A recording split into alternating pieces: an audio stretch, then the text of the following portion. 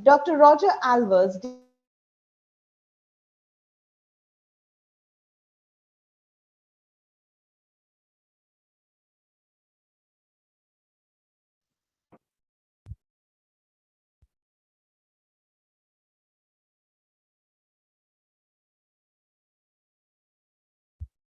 D. Oliveira, Technical Parcel be addressed by Honorable Pro-Chancellor Chitkara University, ma'am, as she is unable to join with us due to some unavoidable issues. But she has sent her blessings and her words of wisdom. So I now request Orithro sir to kindly play the video sent by our very dynamic Pro-Chancellor, ma'am.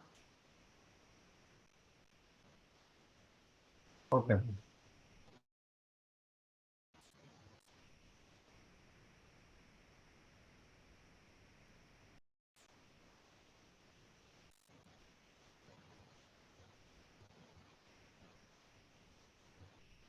Good morning to everybody from Chitkara University. I welcome you all to the 4th International Conference on Electrical and Electronics Engineering 2023. This is a just matter of chance that we wanted to have a grand conference in our campus, and we wanted this to be face to face. But as you all know that there is some problem in Himachal Pradesh owing to the heavy floods in region and poor road connectivity. We had to take this last minute decision that conference has to be online mode because we never wanted this to be postponed. But I hope that Dr. Ravindranath Shah will give us another opportunity to host this or even a bigger than this of the conference in time to come. And we will be very extremely glad to welcome all the delegates on our campus at that particular time when that will be on a physical mode. What about this international conferences? When we organize this, that is a creation forum for specialists to present their ideas, to interact with the experts and to share the knowledge. These conferences at a particular time when that will be on a physical mode. What about this international conferences? When we organize this,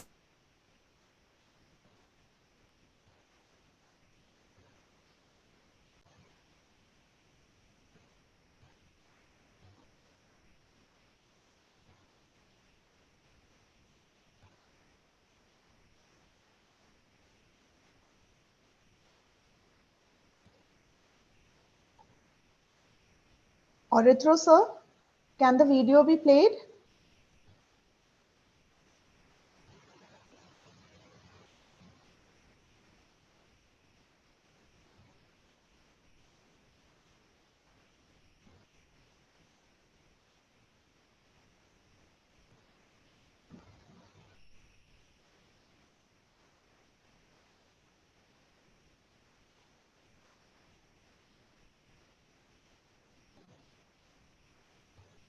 I think due to some technical reasons, the video is interrupted.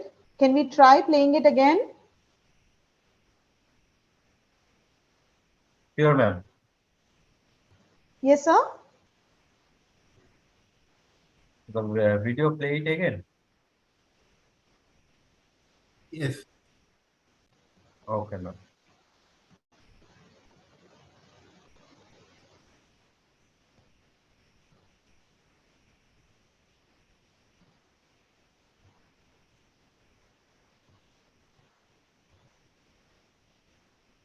good morning to everybody from Chitkara University. I welcome you all to the 4th International Conference on Electrical and Electronics Engineering 2023.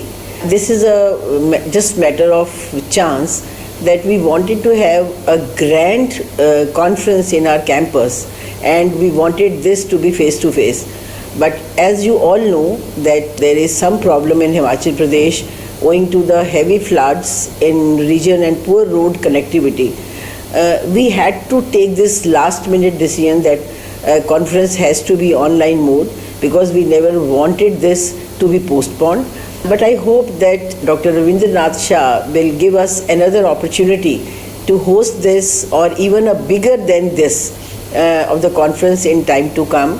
And we will be very extremely glad to welcome all the delegates on our campus at that particular time when that will be on a physical mode. What about this international conferences?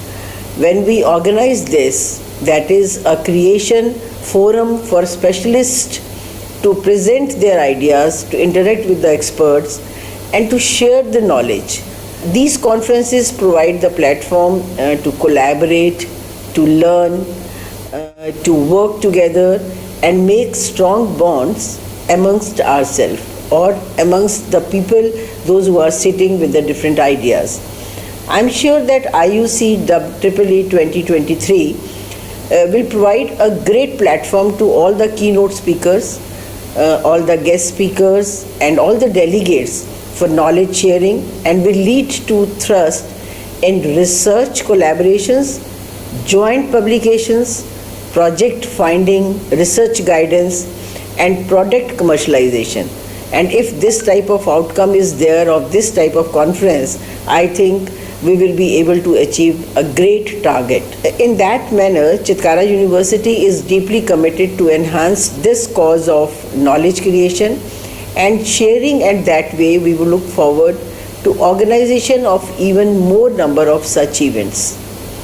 We are very thankful to ADSRS, Education and Research Foundation, for their technical support as host of this virtual conference. We are very thankful to the Springer Nature Singapore for their support as publication partners for this conference in Scopus Indexed series, and I think they will also be very happy to get many good research papers. I would like to take this opportunity to appreciate the efforts from our Pro Vice Chancellor Academics, Professor Meenu Khurana, then our Vice Chancellor Dr. Rajneesh Sharma, all my faculty members from Chitkara Universities for smooth planning and execution of this conference. And finally, I wish all the best to the participants for an effective and fruitful conference, and I wish that there should be a great outcome of this conference. Once again, thank you very much. Stay safe, stay healthy. Thank you so much, ma'am, for this wonderful words of wisdom, and definitely ADSRS will be always associated, and we are very happy to host.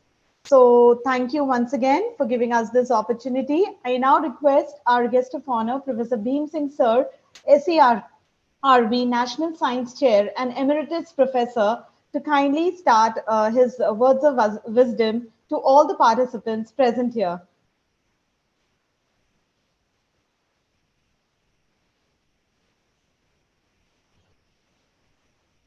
Namaskar, Bhim Singh sir.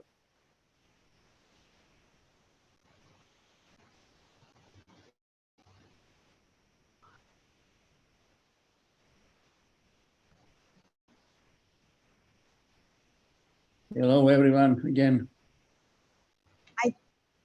Good morning, sir. I think sir has just logged out due to some network issues.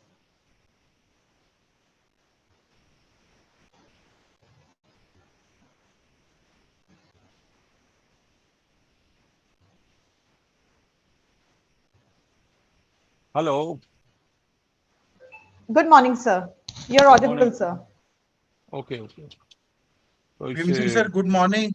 Good morning. Please Good morning. share, sir. Namaskar. Namaskar. Yeah, like. Good morning. Good morning. Good morning to all of you. So, madam, I think it's my turn. Yes, sir. Yes, sir. We are waiting for your sorry. keynote. Okay. Yes, sir. Okay. Well, good morning to all of you, those who are present. First, I would like to thank to the organizer to give me the opportunity, especially Professor Ravindra, Professor Rajneesh Sharma. I mean, of course, we are interacting in different form, in other form also for such conferences. So, I think this is a great pleasure that Chitkara University is organizing this Springer conference. I mean, which probably I was almost looking for probably, I think, 4 or 5 months. I mean, it has gone very big way. And as you can see, probably already 76 people join in inauguration. And I think session already started in the morning. Like, I mean, I was just looking in the program in the morning, and then I got a call also. So it's my great pleasure to be here for part of this conference. I mean, or there are, I mean, three things which I like to uh, probably talk about here. Is the first one is the typically, of course, I mean, here as already in video, I think Professor Mukherjee already talked about that. I mean, because of several constraints. Earlier we were having a epidemic constraint, and now probably there is a part of the flood in country, especially the north part like Himachal and Uttarakhand, especially, and touching the even the plains of Punjab, as well as even we are also partly affected, especially because of Yamuna in Delhi. I mean, so by this heavy rains and the flood. But of course, we cannot stop the activities like conferences where the young blood is involved to really have a typically their idea to, I mean, come to as a research publication as well as their research to interact with the other colleagues, those who are working in the similar area or same direction, as well as typically to interact for their personal development and many other things like.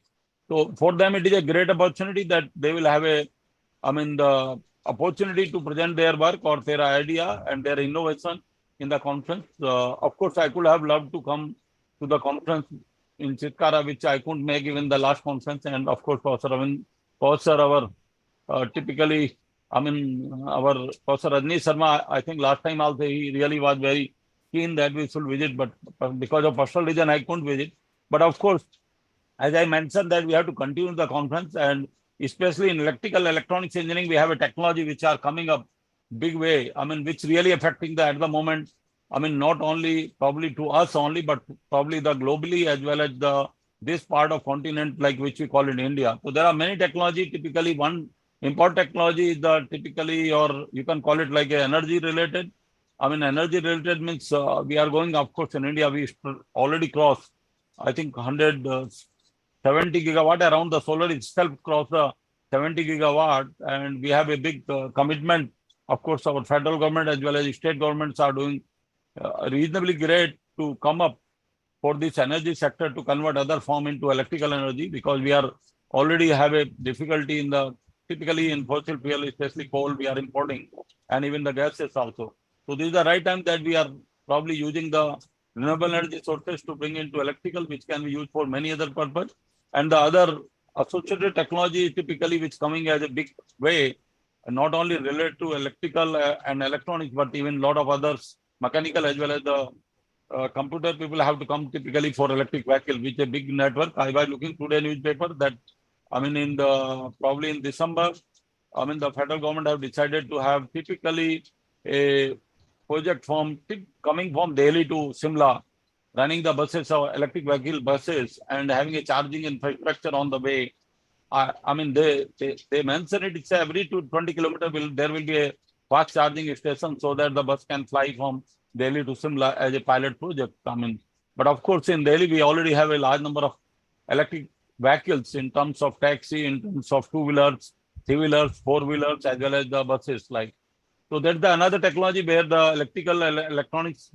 I mean, not only that, mechanical as well as the typically computer engineers can play a very important role. Of course, it includes the even many other engineering discipline as well as the, you can call it the management as well as the planning. And so there are plenty of technology in the energy sector or electrical domain which have to come in the next 1 decade. I mean, we can't wait for reasonably longer, because we have to really serve to human really being. And this region is very much affected, especially the Delhi region is affected from this side, especially the Punjab, Haryana, I mean, like, and typically nearby states. I mean, Delhi is also affected, and winter, we almost coughed to a great extent because of pollution. So these are the technology we expect that it will really giving a great deal to the human being. I mean, not only in those states, but probably coming up to even into up to Delhi, federal government, and we will be able to come a little bit pollution also, which is not because of us. Of course, we can probably maybe the party to it. Like, there are similarly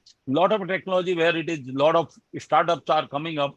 I hope it will give a good opportunity to young blood to interact together and to come up a startup in these domains with the, because you have a lot of, I mean, the component as well as the, I mean, you can call it like a technology have to come up together and to make such a mission as a great success. And of course, the such conferences certainly will give a boost to the young blood. I mean, to think about, I mean, how we can contribute to humankind as well as probably this part of the continent like India.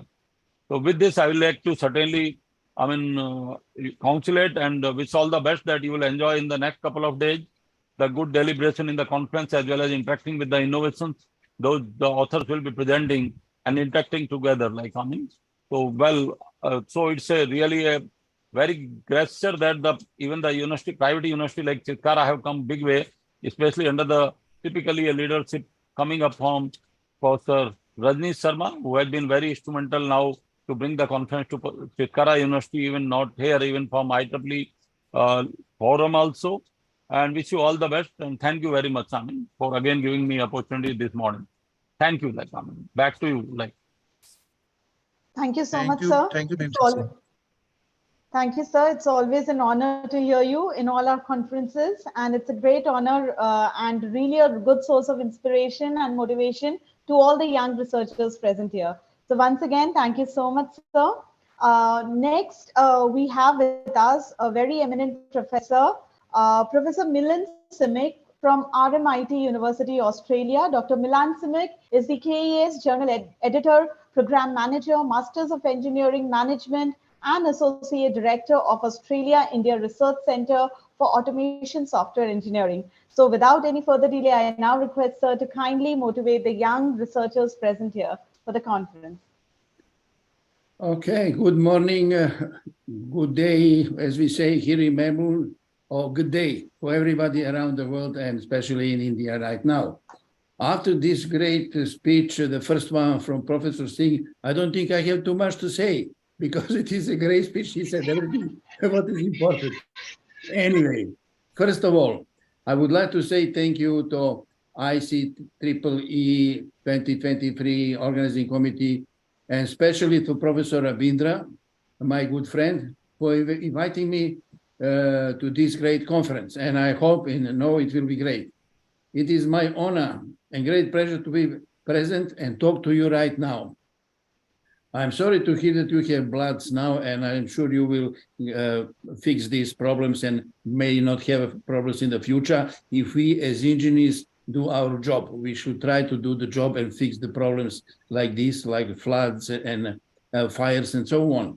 The world is always facing many challenges and changes on the global scale, so just locally, globally. For example, previous 2 years we had the COVID, and now we have global warming, and probably fire and floods might be coming because of this. And we have other. And most of them, many of them are probably generated by the disruptions to the environment that often we as humans do, but not everything is under our control, of course. We think that we won the battle with COVID during last 2 years, and now it's global warming, floods, earthquakes, and other disasters that we have to fight on a day-to-day basis. But in addition to all of that, we also have to build prosperity for our local communities, wherever we live, and of course for the whole mankind. That's why we have international meetings like this. Engineering, science, and technology play an important role in this common effort for all of us. This is why this conference is organized with a list of topics covering research domains above just electrical and electronics engineering. Engineering is now multidisciplinary and all integrated through mechatronics. In the last century, I was an electronic engineering student in the University of Niš, Serbia. I was enrolled in the Faculty of Electronic Engineering in 1972 for the first time. When you enroll to study in Serbia, they give you a small notebook called index. All your subjects and marks will be there by the end of your study. Last year, in 2022, after 50 years, faculty has enrolled me again and has given me now golden index. Of course, there is no gold, but the achievement is to be in the electronics engineering, electronics actually world for a half a century. It is more time than I spent in marriage, actually. When I studied, in addition to a lot of mathematics and electronics, we had operating systems and computer networking subjects. I was so happy when I learned that Telnet protocol enables you to connect to remote computers and start your own process like you are sitting physically in the remote location, what we do right now. Process is something alive. Process scheduling, disk drive scheduling, and networking algorithms are something that we can easily implement in everyday life and in business management. One of my first managers from Honeywell said, computer is so well organized, we should try to organize society like a computer. Of course, this is not the same, but we can use algorithms.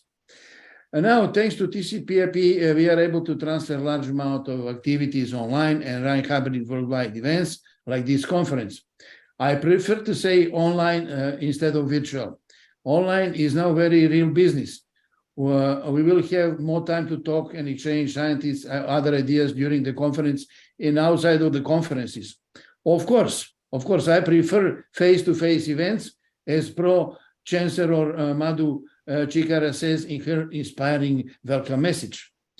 I'm now sending you my best wishes for the success of this conference from Melbourne, from Australia, from Belgrade, Serbia, and of course from Bhubaneswar, India. I belong everywhere to all those places and universities, and I'm happy and proud of all of that. So you can see more about me and my research later today when I give a keynote speech. Good luck and thanks again for inviting me. Thank you so much, sir. It's a really great honor to have you here in our conference, and we would love to be associated with you in future as well. Once again, thank you so much. I now request the next guest of honor, Professor Saad Meckliffe, Swinburne University of Technology, Australia. Professor Saad Meckliffe is an IEEE and IET Fellow. He's Distinguished Professor at the School of Science, Computing and Engineering Technology, Swinburne University of Technology, Australia, and an Honorary Professor at the Department of Electrical Energy Engineering, University of Malaya. So I now request, sir, to kindly motivate the young researchers and the scientists available for this conference. Thank you, sir. Thank you very much for the introduction, and good afternoon, everyone. So, first of all, I would like to thank the conference organizing committee for inviting me for this inaugural session. And also, I would like to congratulate the committee for organizing the fourth version of this conference, ICEEE 2023. As the previous speakers mentioned, actually, it is a very important and high-level events where researchers meet and discuss their research findings, share their ideas, and discuss the future of our research. And attending the conference, it's a very exciting moment, especially for young researchers, where they get out and present their research works in front of their colleagues. And from what I know, this will be an online conference, and it will be co-organized by Chitara University. So I would like to congratulate them for organizing and hosting this university, which is an important event. And through these conferences, we get to know each other. You know, I got to know all these committee members through conferences. You know, before the pandemic, we used to travel quite frequently to India. Unfortunately, now we do this online. Maybe in the future it should be physical. But I always encourage students, my students, to attend the conferences, present their works. Because the good things about attending conferences, you have to present the work, you know, face to the audience, and you will be able to interact. Maybe they'll give you good ideas, give you some comments how to improve, give you some suggestions, and that's how you can progress in your research. So once again, I would like to congratulate the university, Chikara University, for organizing this. I would like to congratulate the organizing committee for hosting this conference successfully. I've seen few presentations just now. It's good quality papers, and I think it's going to be published as a proceeding for Springers. That's very good, and that's actually most of the students who look forward. So I wish you all the best in the next 2 days, today and tomorrow. Fruitful discussions. Please don't be shy to ask questions, ask opinions, and yeah, everyone make mistakes. We should learn from mistakes and move forward. So please, the students, especially for students, take this opportunity to take some good ideas from experts who are going to share with you their findings and their experiences in their keynote speakers and lectures. Thank you very much. Thank you so much, sir. It's always an honor to have you in all our conferences. And personally, I'd never miss an opportunity clicking pictures with you whenever we meet physically for any conference. So once again, thank you so much. Okay, And you're always an inspiration for all the young researchers. So once again, thank you so much. Thank you. So next we have with us Professor Pierluigi Ciano, University of Salerno, Italy. He's Professor and Scientific Director of Smart Grids and Smart Cities Laboratory with the Department of Management and Innovation Systems, University of Salerno. And his research activities are centered on demand response, on the integration of distributed energy resources in smart grids, and on planning and management of power systems. So without any further delay now, I request Sir to kindly motivate all the young researchers present for this conference. Madam, I think Professor Ciano has some technical issues. Okay, sir. Okay, so we'll move ahead. Whenever Sir is back, we can have his words of wisdom. So next with us is Professor B.K. Panigrahi from IIT Delhi. So Sir, are you online? Okay. So we have Sir with us. So I request Sir to kindly motivate all the young researchers present here. Good morning, Sir. Good morning, Professor Panigrahi. Hi, namaskar, good morning. So it's an honor to be here, and this is a great. I'm thankful to my friends, particularly Vinod and Rajnish ji, who are here and inviting me to give a brief introduction about this conference. And tomorrow I have a keynote also. So it is glad to see that in this particular conference, you have the theme is quite broad, covering the electrical engineering aspect as well as the electronics engineering to some extent, including the computer science. So that is a good area in the sense that nowadays no research is an individual research. Every research is nowadays, what I understand, is completely interdisciplinary in nature. So Professor Bhim Singh has already pointed out about the renewable energy research and power research and all these things. And being a power engineer, yes, we do a lot of research in the field of the power engineering. And in particular, at present, I am more focused towards the electric vehicle, which is the need of the hour. So even if in the electric vehicle, we are also looking into the different aspects of the connected vehicle, the security of the vehicle, the IoT, and all these things are covered in this particular conference. And I'm glad to see the many of the keynotes in the diverse domain of electrical and electronics engineering by the eminent speakers around the globe. So I hope this is one of the good opportunity. And of course, Rajnish ji has invited many times to go to the Chitkara University in person, but unfortunately, I had not got a chance to go there, but definitely I'll be more happy to go there in near future. And regarding this Springer conference, yes, this is a good one. And Ravindra has arranged the publication through different Springer. And being an editor of ICEEE, lecture note in electrical engineering of the Springer and other Springer book series. So I always give this emphasis, and it is the great opportunity for the authors to publish here and the quality journal papers to publish in the lecture notes, because which is widely indexed in many of the bibliographic database. So I congratulate all the authors, and I request all the authors to listen at least all these presentations of other authors, so that this is a platform you can learn from the others and you can get some idea. Because I will give you a very small example, which is the advantage of a simple conference, which drives me to get my PhD. So the example was, there is a national conference in geology. So I am fortunately attending that conference because it was in my hometown, Bhubaneswar. So while attending the conference at that time, I heard a talk on seismic signal processing. So the seismic signal processing using Stockwell transform, S transform. It is in the 1998-99. So see, nobody being an electrical engineer will attend any conference or will go to any journal looking into the seismic signal processing. It's not my area. But being a interest in signal processing, I just attend that particular conference. Then it came to my mind, I talked with my guide, if the seismic signal, which is quite uncertain in nature, and you don't know what is the type of the signal when it will come, can be approached in a time frequency domain by applying a new transform, that is Stockwell transform, why not we apply this to the power signals? The power signals will quietly, you don't know what will be the nature of the signal at what time. There are a lot of disturbances are coming. So immediately it stuck to our mind, and we apply the Stockwell transform to the power quality, the first of its kind in the world. And I got a PhD from that particular one, publishing some IEEE papers. So that's why I give always emphasis to all the research participants.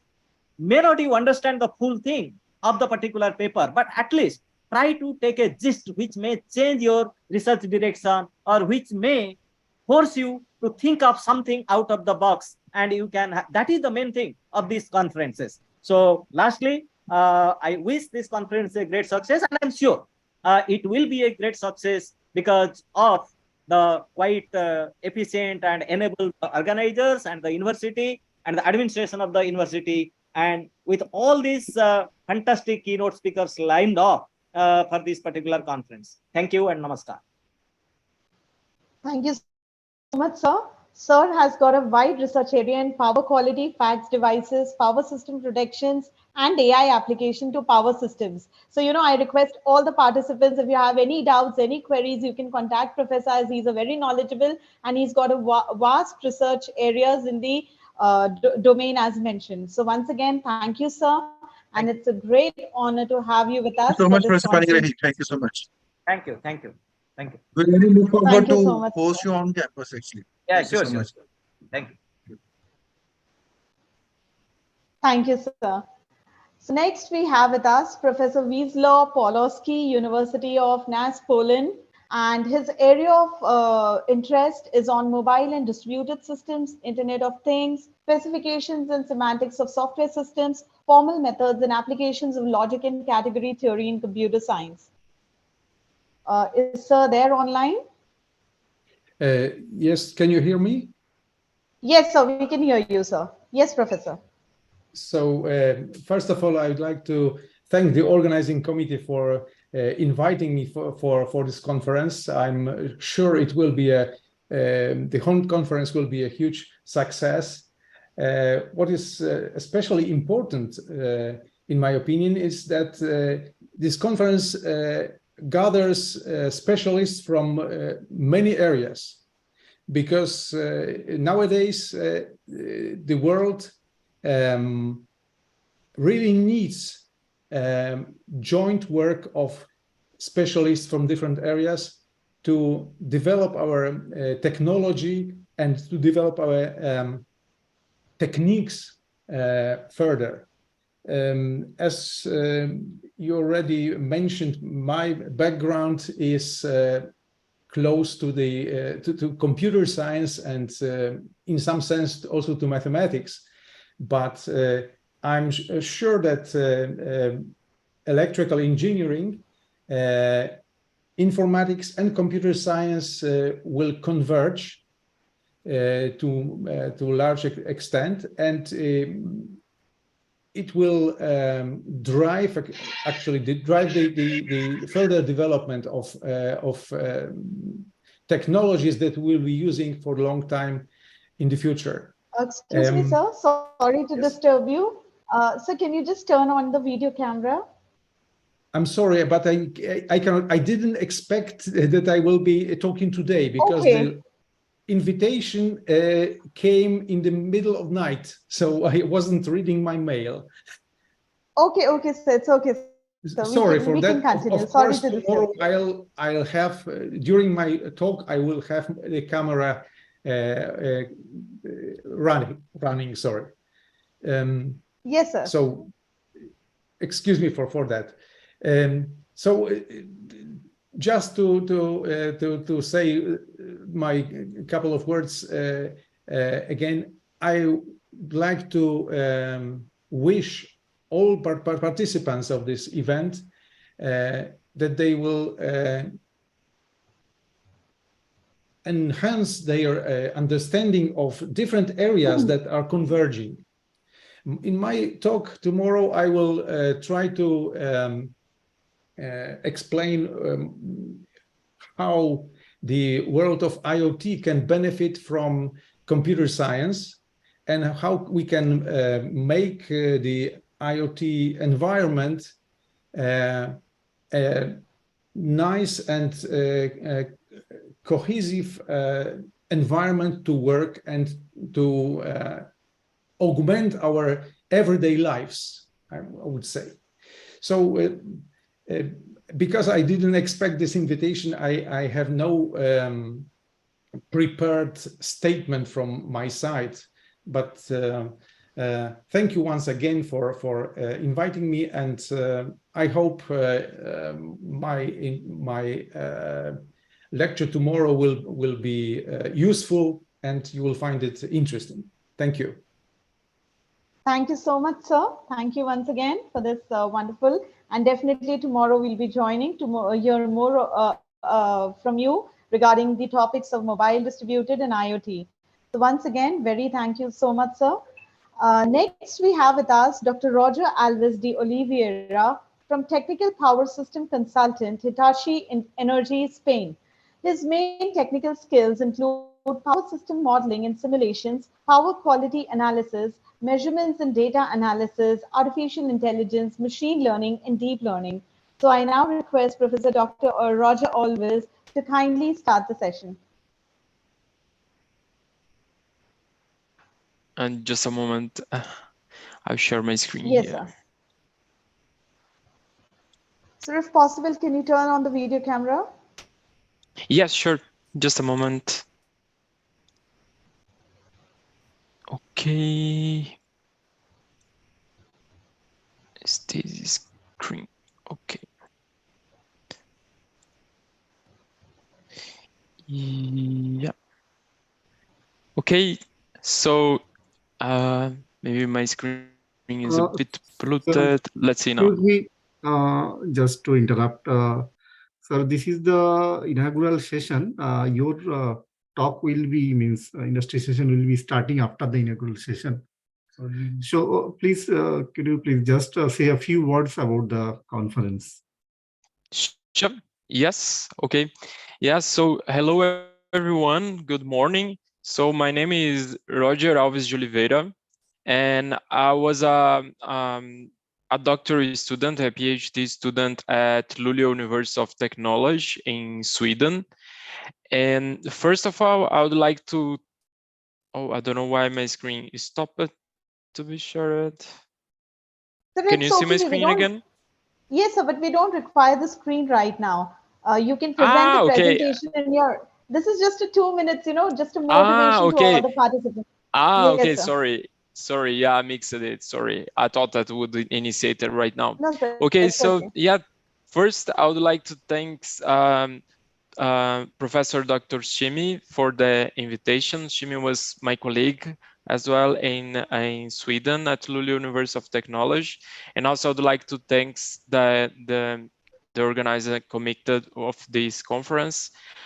I agree that it's a nice opportunity for students to learn more about the field of electronics and electrical engineering, and also agree with the previous speakers that is nowadays is quite difficult to think in separate skills for each of these fields of electronic and electrical engineering. And in my presentation, I'm going to show something about this that we're going to use more like tools from computer science, computer engineering, for applying for power systems measurements. And I think like my suggestion is that everyone tries to learn a little bit from the presentations and also to discuss later with the colleagues. And even that sometimes it seems to be like completely different for what we plan, like the student plan to do, like it can be an opportunity to learn something new or even like a way to present a result. So take the opportunity to learn more. Yep. That's it. Thanks for the invitation. Thank you so much, sir. Thank you once again for joining us and really motivating the young researchers present here. And definitely, we'll be joining your keynote, which seems to be very interesting. So, once again, thank you.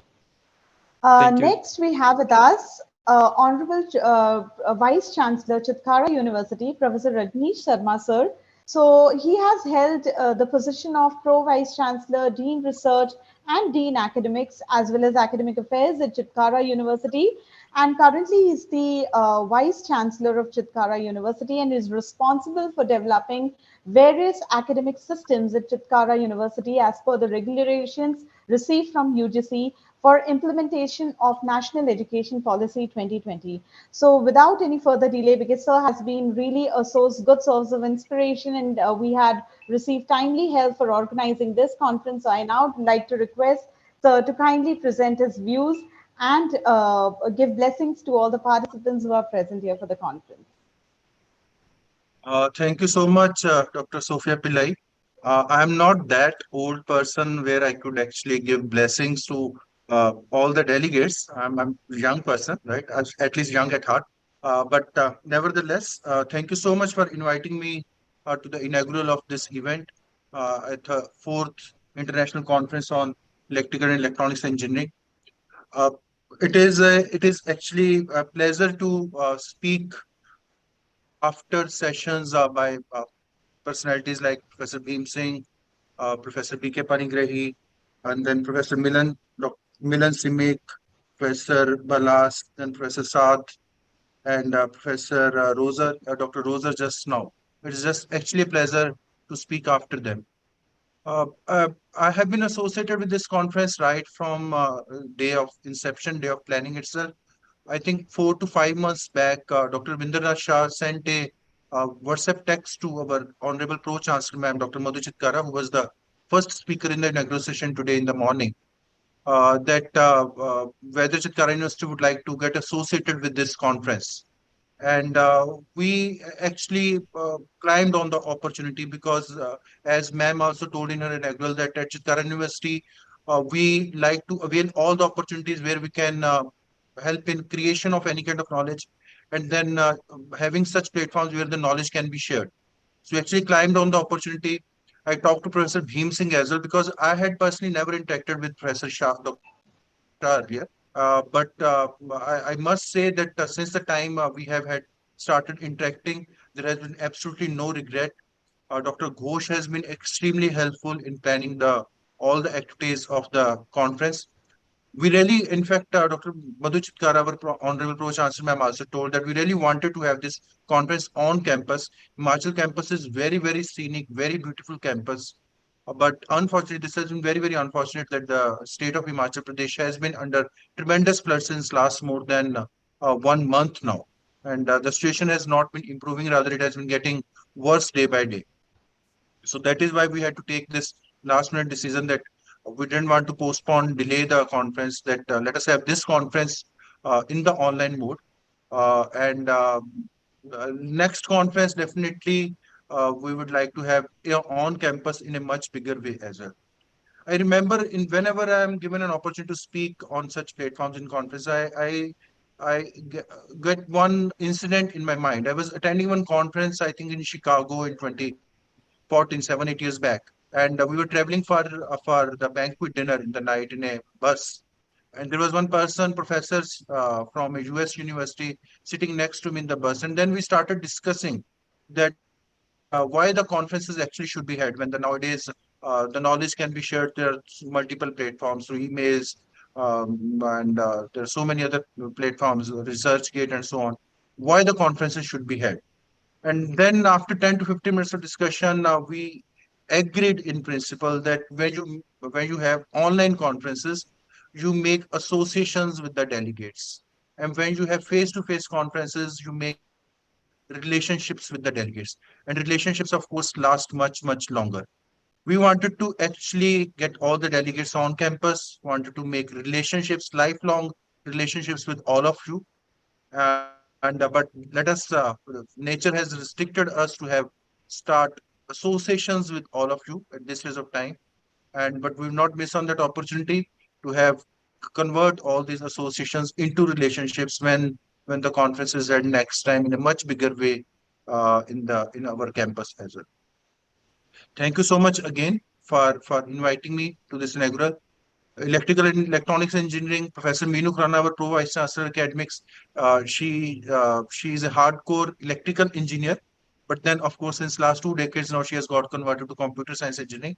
I am still an electronics engineering person only, so we formed a good team. And about 6 weeks back, about 2 months back or so, I had handed over the baton for organization of the conference to Professor Meenu Khurana. And after that, it has been completely on her own. She has been handling it in a perfect manner, along with a team of faculty members from Chitkara University. Very grateful to her as well. She has not bothered me much. She has been taking advices from me a couple of times, but she has been the one who has been leading the show right from everything from Chitkara University side. Ma'am, thank you so much for taking all the initiatives and organizing the conference in such a splendid manner. Thank you so much, Dr. Ghosh, for all the support, all the WhatsApp texts, all the emails have been responded very, very fast from your side. And we have actually formed a very good team. And I very strongly feel, in my capacity of Vice Chancellor of Chitkara University, Himachal Pradesh, that this is just the beginning and we are going to have many more collaborative conferences in time to come as well. Right? Thank you so much for this opportunity. Wishing all the delegates very all the best. Make the maximum of this opportunity to share knowledge among yourself, interact among yourself, make associations this phase of time, and wish you a great, great conference. Thank you so much for the opportunity. Thank you so much, Dr. Pillai. Thank you so much. Thank you so much, sir. Thank you so much, sir. Rajneesh sir. Thank you for showing faith in the team, and thanks for the continuous guidance and support. And thank you, Dr. Ghosh and Dr. Shah, for continuous support. Thank you, ma'am. Thank you. Thank you, ma'am. Thank you so much, ma'am. And thank you, sir, for all your support from the university for arranging this big conference. And we are really sure that, we're going to take it one step ahead. And this association will be a long-term association. So once again, thank you to all the organizers from Chitkara University. Next, we have with us Dr. Jermaine Athenis, Technical Principal APD Engineering Australia. So I now request sir to kindly motivate all the young researchers present for the conference.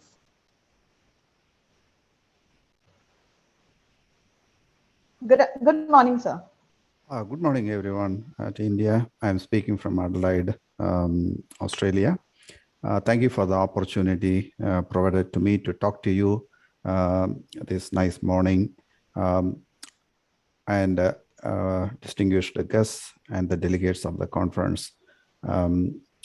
Actually, when I was talking to Rabindra on Saturday, I was mentioning to him about making some few slides for my short presentation. If you permit, I can share the screen. I'm not going to. Yes, sir. Yes, sir. Yes, sir. Yes, sir. Okay. Thank you. Thank you very much for that. I won't take much time. I'll just quickly have some few slides only, and then I will finish off. Anyway, once again, thank you for the opportunity you have provided to me.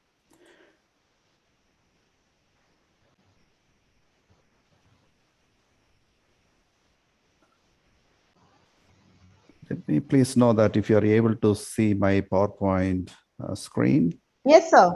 Okay, Yes, sir. thanks. It's visible. Yeah, thanks. Today, I have only a few points to discuss. As you all know that Australia is rapidly moving towards a renewable transformation, which we are expecting in the next 7 years. We will be reaching 100% renewables. That means all of our generation is going to come from the renewable resources. Therefore, it is a rapid transformation happening here. One of the major things which we are looking as a problem is the management of frequency during a very large system events. Therefore, I just want to touch upon that key challenge what we are facing in our power system in Australia. Therefore, that is I won't be talking too much into the technical details, just to quickly go through a particular event happened in Australia in 2021, what happened during that event, and how we managed that event. That is the 5 minutes presentation to you today. Just a quick introduction on APD itself. APD is a power system consulting company. It is based in Australia, has more than 300 staffs and 12 offices across Australia, New Zealand, and Malaysia. And we are the largest power system team across the country. performing generator compliance and the generator connection studies. We do power system modeling in different platforms. And we also do power system transmission distribution, operational supports, and asset management and the plant reliability. Today, I'm going to talk to you about the frequency management in Australia. In Australia, we have frequency operating standard. The network operator has to maintain the system frequency within those limits. They are obligated to do that.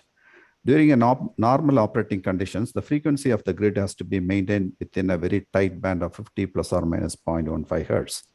And usually this will be achieved using the primary frequency response from the generators and the BESS and the IBRs. That is the continuous control of the frequency. Whenever a credible contingency happens, we have to maintain the frequency within plus or minus 1 hertz. That is again a tight challenge for the operator. And again, they depend upon the FCAS services, the frequency ancillary services from the generators to maintain the frequency whenever a contingency happens. And we have another band, that is the extreme frequency excursion tolerance band. That is whenever a very big event happens, we have to still maintain the frequency within 47 to 52 hertz. Therefore, I'm going to talk about a system event where the frequency, it is an extreme event that happened in 2021 and how we were able to overcome that event. That's the quick presentation what I'm having for today. For those who are not familiar with Australia or the Australian grid, this map will help you to understand what I'm talking about. I'm talking about an incident that happened in the Queensland, that is in the northern part of Australia, where few generators, large generators in Queensland has failed. Because of that, the interconnectors start to get overloaded to import energy into Queensland from the southern states. And once this interconnector reached its capacity, it tripped, and this particular region has been islanded from the remaining states or the remaining grid. That's what happened. Now, going to the details of this, this is the point at which the first generator trips, and then subsequently, because of the disturbance caused, the other generators also start to fall off. And eventually, this increases the flow across the interconnector. The frequency continues to fall. And at this point, the interconnector with the southern state has been lost. And following that interconnector trip, suddenly the frequencies start to dip a lot. And then that is the point at which the under-frequency load shedding started to act, tripping the loads so that the frequency could be recovered. Then the UFLS progressively trips, and eventually the bottomed out frequency has been reached. Now, whenever a big event like this happens, we try to simulate the event from our modeling, and then we will try to continuously validate our models, how good our models are to capture this type of events. Therefore, we have done this simulation in the PSSC. I'm not sure how many of you know that about PSSC. PSSC is a software that will help to analyze the power system. We have simulated this particular event with a full Australian power system model has been included, more than 250 generators, and their control systems were modeled. And then we tried to benchmark the event measurements across what has happened in the system. Here you can see on the top graph, there are two graphs are there. The red one is the actual simulated response, and the blue one is the measured one. Therefore, you can see that actual event has been exactly captured in our modeling. This is the point at which the interconnector started to trip, and then the frequency falls, and the UFLS acts and brings back the frequency back. And at this point, the frequency reaches back to 50 hertz. That is the point at which automatically the interconnector gets reclosed. Therefore, the entire event has been managed within 60 seconds, and the system has been brought back to normal. And the second graph at the bottom shows the comparison between the measured and the simulated. The top one is the simulated data, and the bottom one is the measured.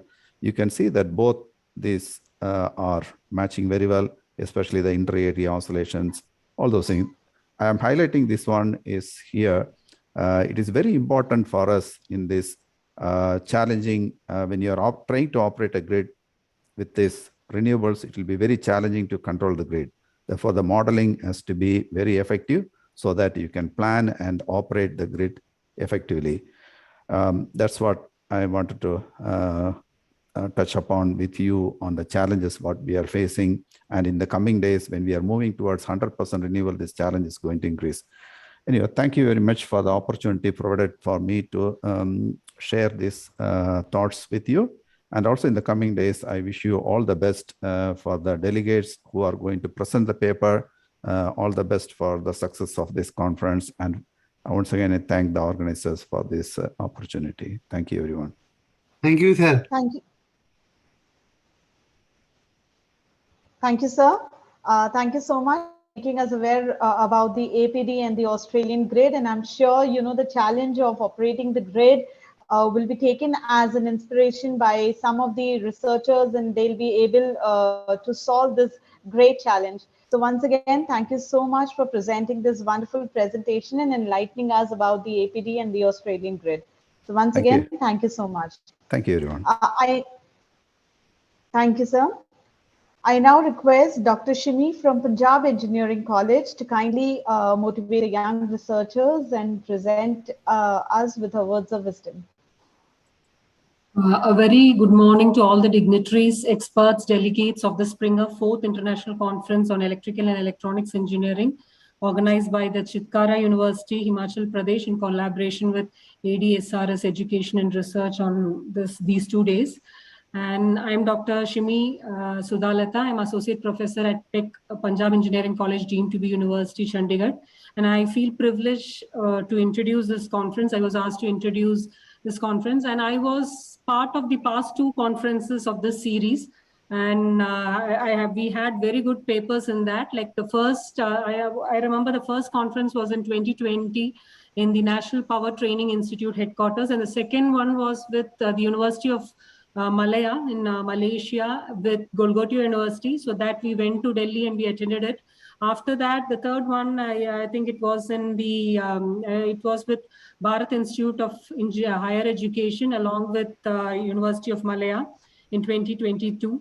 So, and now the 4th one is being hosted by Chitkara. So it's really a proud moment because I was also part of Chitkara when I started my career.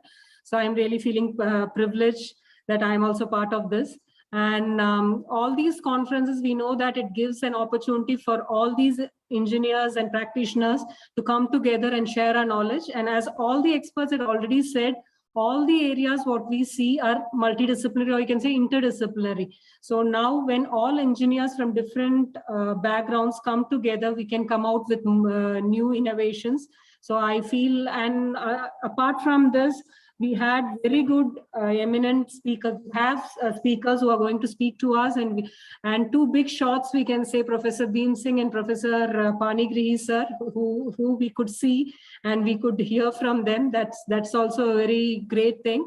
And we have many other experts from international forum also, like Professor Milan Simic, Professor Valentina Bellas, Professor Sad McAfee, Professor Sad McAfee. I'm seeing him for the past 2-3 conferences, and Professor Perioli Gisiano, Professor Wieslow Pelosky, and Dr. Roger. He is my colleague, so I am really happy to have him also here. Dr. German Athanasius. So all these eminent speakers are also there with us, and let us see that we exchange good ideas and make this conference a grand success. So mainly, if we see the papers presented in this Premier International Gathering, will lead to electrical and electronics researchers and practitioners from all over the world will be publishing. These papers will be published in 2 volumes of this Springer series. So that itself is a great thing. And I also came to know that there were around 357 papers, out of which 101 papers are being presented. So around the acceptance rate is only 28.3%. So they have done a very good scrutiny to collect very good papers. with this, I'm not, because I could see that we are going out of time also. So I would like to thank the organizers for giving me this opportunity to introduce this conference.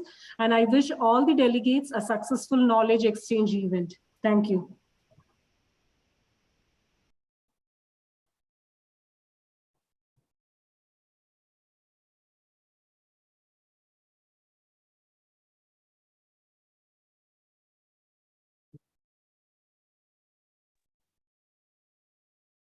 Hello, everyone. Thank you so much, all of you, for your wonderful words and your kind blessings to all of us. So this time we are just closing our inaugural session.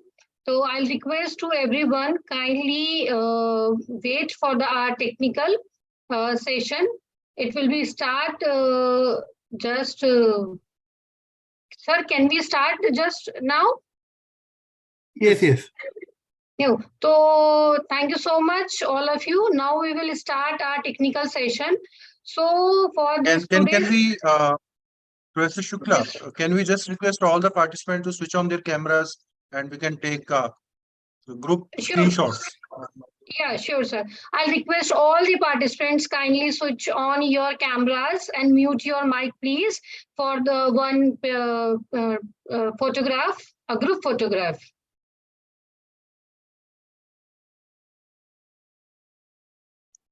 Somebody from Chitkara team can do the needful.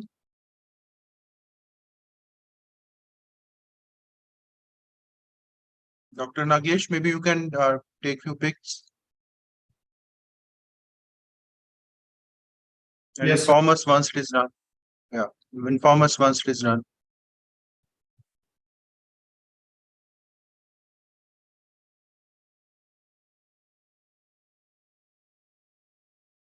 Once again, I'm requesting to all of you kindly switch on your cameras for one picture.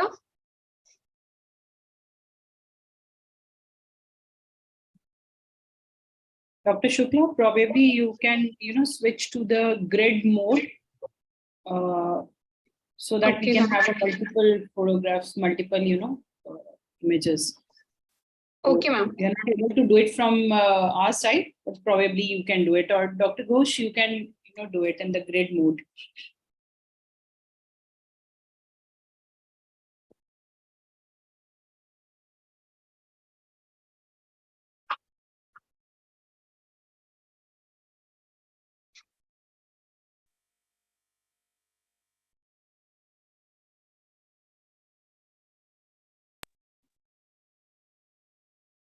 Has it been done? It is difficult to be steady for too long. It's done. It has been done. Okay. Yes. Thank you so much. Thank you so much, Dr. Shimmy. It was really nice hearing from you. I will soon reach out to you for further collaborations. Thank you so much, Dr. Shimmy. Thank you, everyone, and good luck with the conference. Thank you so much, all of you. Thank you, ma'am. Thank you so much, Bhim Singh sir. Thank you so much, Dr. Panigrahi. Thank you so much. Thank you so much, Dr. Milan. Thank you, sir.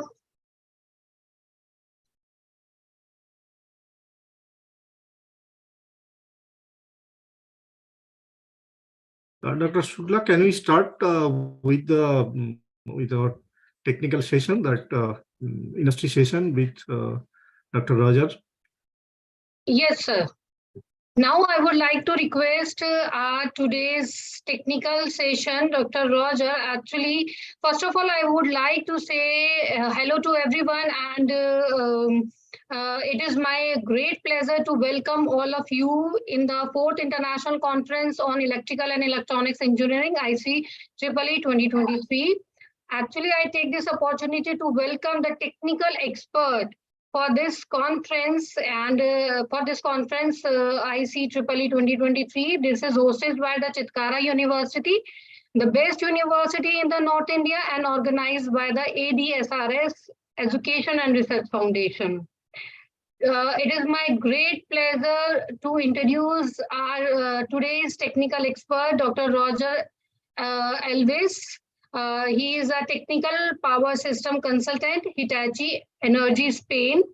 Dr. Roger has more than 8 years of experience in research related to electric power system. specializing in power qualities aspects of electric grids. Currently, he is within the power consulting unit in Spain, working mainly in tasks related to digitalization. Additionally, he is also finishing a PhD in electrical power energy from Leo University of Technology in Sweden. His main field of expertise is power quality encompassing a wide range of skills such as measurement and simulation, assessment of harmonic distortion and voltage dips, fault read through our wind power plants, and data analytics utilizing deep learning techniques for large-scale power system data. Dr. Roger has more than 30 publications, including journals as IEEE Transactions, Elsewhere Power System Research, and international conferences. Dr. Roger is also a reviewer of IEEE Transactions and Elsewhere. So with this wonderful introduction, I would like to welcome you, sir, in the 4th International Conference of Electrical and Electronics Engineering, ICEEE 2023. So today's industrial talk topic is unsupervised deep learning for extracting anomalies in power quality measurement due to geomagnetically induced current. So welcome you, sir, in today's conference. Okay, thanks, Dr. Garima, for the nice introduction. And thanks again for the committee and also for Dr. Shemi for this invitation. So I'm going to share my screen here. Yes, sir. Sure, sir. Yep.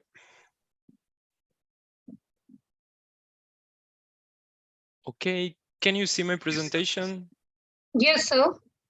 Okay, yeah, so thanks everyone for attending this talk right now. So as I was introduced, I'm currently a technical consultant here in Madrid in power systems. I'm working mostly with digitalization for power systems and assisting with tools for power system consulting. But also I have been like working with unsupervised deep learning, but that was like my work from the PhD. And that is the topic that I would like to discuss today with you. And this topic is quite broad because it, as was discussed by the previous speakers, like it's quite difficult to not work in a multidisciplinary way. So in this case here, I'm using like a tool from more computer engineering, but for the case of power quality measurements. And in this talk today, I would like to give an introduction for like deep learning and artificial intelligence, somehow why we need it for power quality, and I will show an application for geomagnetic induced currents. So in the case of power quality is a field that we analyze different types of events and variations, and normally like there is a huge volume of data, and not just volume make like the power quality measurements to be considered as big data, like so there is a huge variety of events and variations there.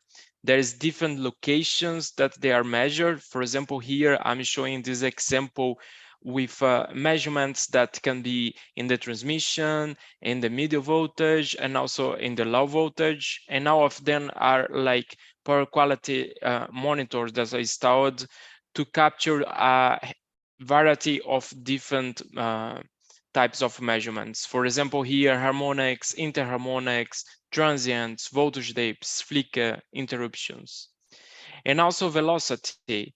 Like it's another V of big data that is also in power quality. And here there is an estimation of the number of samples that we can have in an entire year per location, consider the sampling in the standards. So even in the standard is a reduction because it is like it's a simplification, I would say, because it considers just 10 minutes of sampling, and in fact we use like high sampling for other types of events. And veracity is that data can also have, for example, here samples that doesn't hold the information, and it's also an issue, an additional V for power quality. So as these V's are the definition of big data, we can also define power quality measurements as big data. And so far, the report is mostly based in standards and also guided by, for example, the percentiles or like by the average of the values. So if we want, for example, here, the first figure is like a measurement in the top, a measurement for an entire year for a harmonic voltage of the fifth harmonic. And if you want to extract the patterns from there, like we should like guide it, like for example, to see if it's weekdays or weekends or like different seasons. So somehow there is a need here of a supervision, a knowledge from the expert to extract the patterns. But artificial intelligence can benefit the power quality experts to have like an unsupervised way to guide this sort of analysis of the measurements. So just to give like an idea, an overview, what is artificial intelligence? It can be any technique that mimic or intelligence or human intelligence. And there is many different types of algorithms here: game theory, optimization, the expert systems that was a special group like in this in artificial intelligence that got the rules from the experts, and learning algorithms that where machine learning is inside, that instead of developing rules, logic rules, it learns by the data itself. And inside machine learning also we have like a broad aspect of different types of algorithms. And one special here is neural networks that if are using like multiple layers of neural networks, we can call it as deep learning. That is the main topic of this work. So inside machine learning and deep learning, we have two types of tasks. Like the first one here that I'm showing is a supervised learning. Like I'm showing like a very simple example here, that supervised means that we have labels in the data. For example, here we have images of different items and we have the labels for them: t-shirt, pants, shoes. And we use a method for doing, for example, a prediction of that. So here, what will be this element? We have this image. What will be the label of that? So it can predict a bag, for example, if that bag was inside the input data. But unsupervised is quite different. Like in this case, we don't have like the supervision that is the labels. And in fact, like the algorithm tries to find like patterns among them. So for example, here is showing like an example of clusters for these items, and it can find the different groups without any labeling. For example, here shoes are in a group that is separated, for example, from t-shirts and separated from, in this case, pants. And machine learning and deep learning, they depends on feature extraction. And basically, like feature extraction defines like the characteristics of the data, and it can be like in a supervised way. Like here I'm just showing an example for when we're like building a puzzle. Somehow we define features for doing it. Like for example, when a kid is playing, like it's separated, for example, among the colors, if it's like pieces for the border, and then the kid can be able to build the puzzle. And this, we can define this as like the features, and the machine learning will be the way to build this puzzle. So in this case, for example, like a task that could be done with these small pieces would be to do a cluster based on these features. And that is something that we do for this case of power quality, but we don't need to define the features. We use like a method that is called deep autoencoder that extracts automatically these features. So for example, as that example that I showed for the puzzle, we don't need to define if the puzzle is from the border, if there's different colors, it will extract automatically. Here I'm showing like a case with an input data, and the autoencoder would try to reproduce the same data, and by this reproduction it extracted the main features of the data in an unsupervised way. And then we can perform clusters to find the patterns from there. Here I'm just going to show like some examples that we use it to find patterns by this method. And it was like from measurements in a low voltage grid in Sweden. And we're trying to see what were the most common patterns there during an entire year. And for example, here I'm showing the results from deep learning. Like this first plot here in the left, the top left, shows how separated the two patterns are in a two-dimension representation. And we can see that they're like quite separated. So we can conclude that they are different patterns and they represent different disturbances. And here we can see that the method able to find two different patterns of harmonic voltage. One is higher than the other, but also the intraday variations are different. And the other plot that the method allowed to show was this plot of the distribution during the year. So in the horizontal scale is the weeks of the year, and here in the vertical scale is the days of the week. And here each cell shows a color related to these different patterns. And if someone is going to see this image, it could draw some conclusions about this fifth harmonic. For example, this pattern in red, that is the pattern 2, that is with the higher voltage, is more common like in here in the summer and spring for that installation, but also like in the weekdays from Monday to Friday. And the exception would be like these weeks here, that was basically like a period of vacation in that installation. So it was found in an unsupervised way without any instructions. So somehow deep learning can help to find these patterns. Also, we use it for other representations of data, not just as time series as that one, but also for spectra, not just for the daily variations. And it helps us to find, for example, transients at the starting of a power photovoltaic installation. So we could see that this pattern here that appear in yellow and also in cyan are prominent like in the starting and the ending of the power production.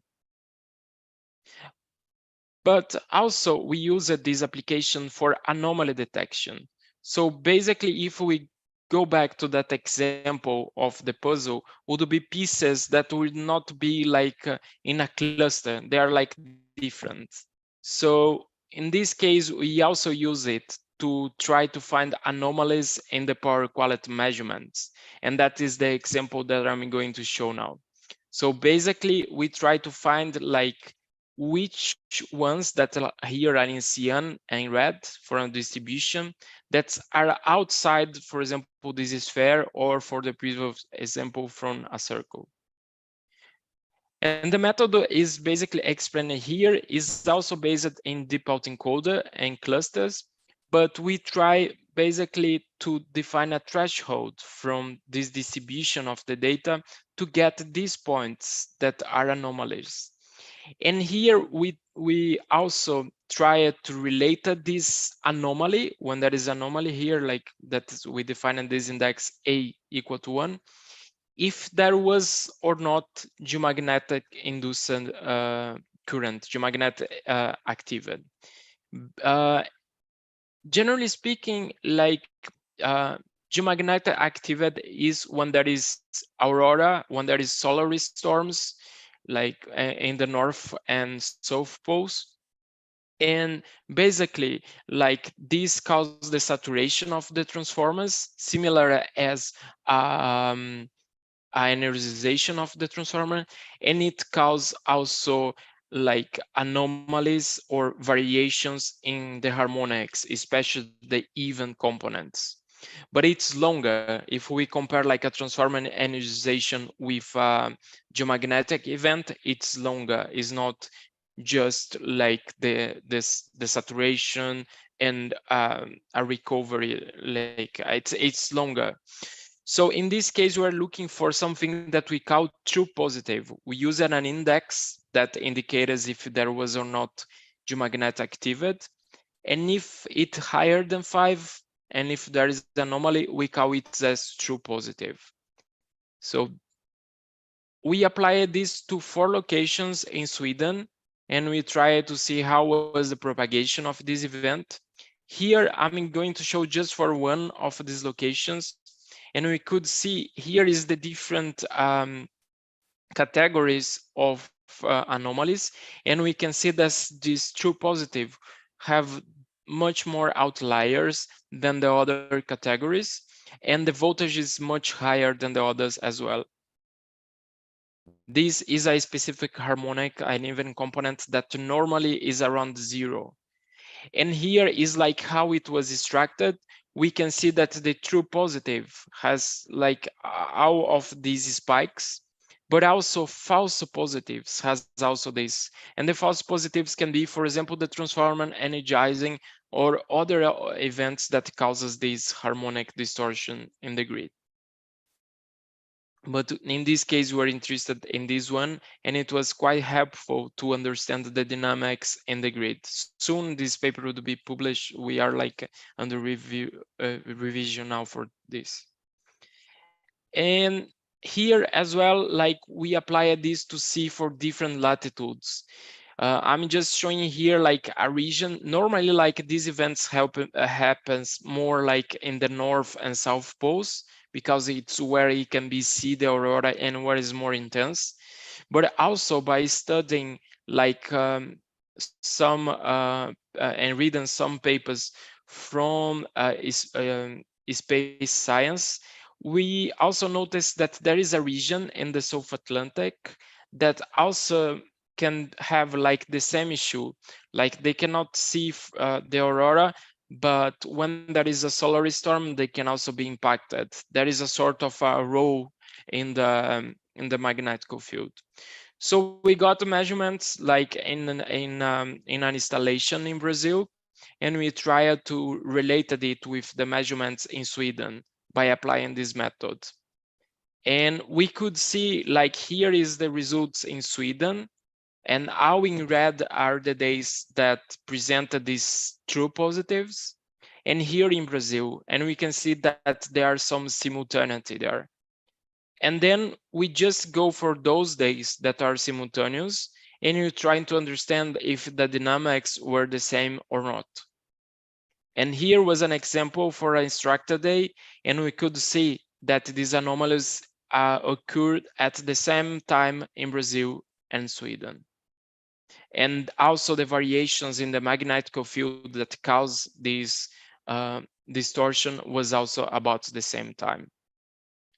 And by checking data from space science, we could see that there was solar storms at these periods.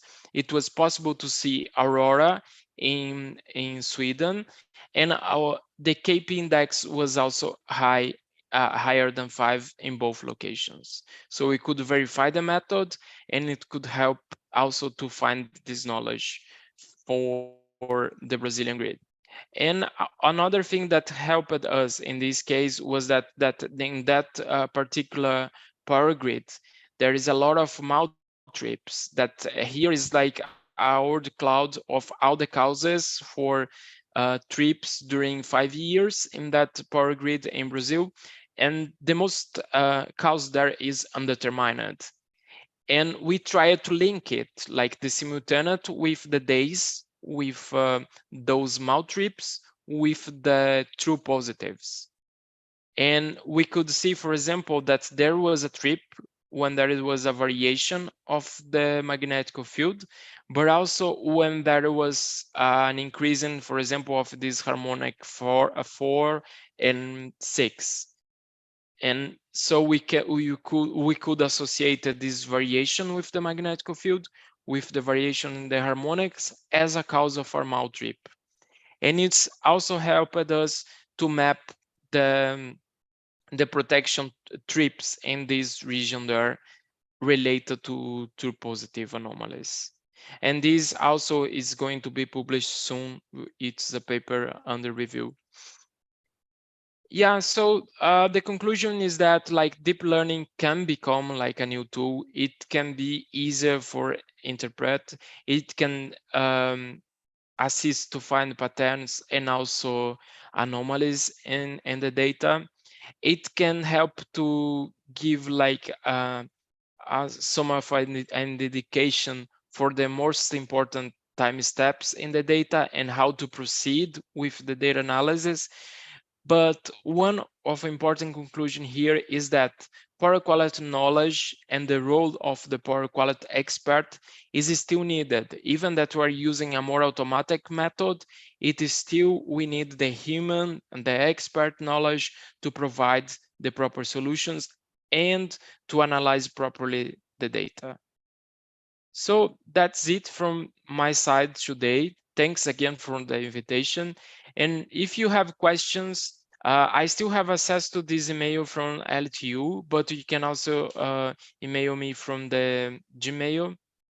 And I'm open like for collaborations, for questions about these topics of power quality and also for deep learning. And thanks again for the invitation and have a nice conference, everyone. Thank you so much, sir. Thank you so much, sir, for the wonderful technical session. I'm sure after this industrial talk, all the young researchers, those are present in the conference, must be aware of artificial intelligence, deep learning anomalies in measurement of power system domains and interfaces in a different deep learning and machine learning aspects. So I'm requesting to the participant, if anyone wants to any question from sir, to please ask the question.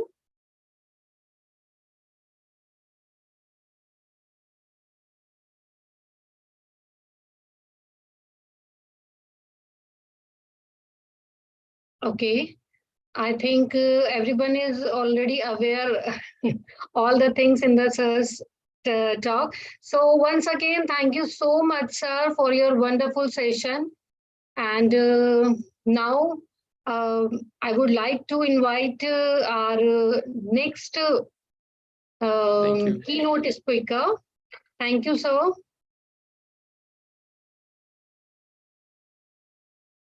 Yeah. Now I would like to invite my next keynote speaker, Professor Pralunghi Ciano, University of Salerno, Italy. Basically, Professor Ciano is a professor and scientific director of the Smart Grid and Smart Cities laboratories in the Department of Management and Innovation System, University of Salerno. His research activities are centered on demand response, on the integration of distributed energy resources in smart grids, and on planning and management of power system. Sir has co-authored more than 450 papers, including more than 200 international journal papers. Sir is also been a chair of IESTC on a smart grid.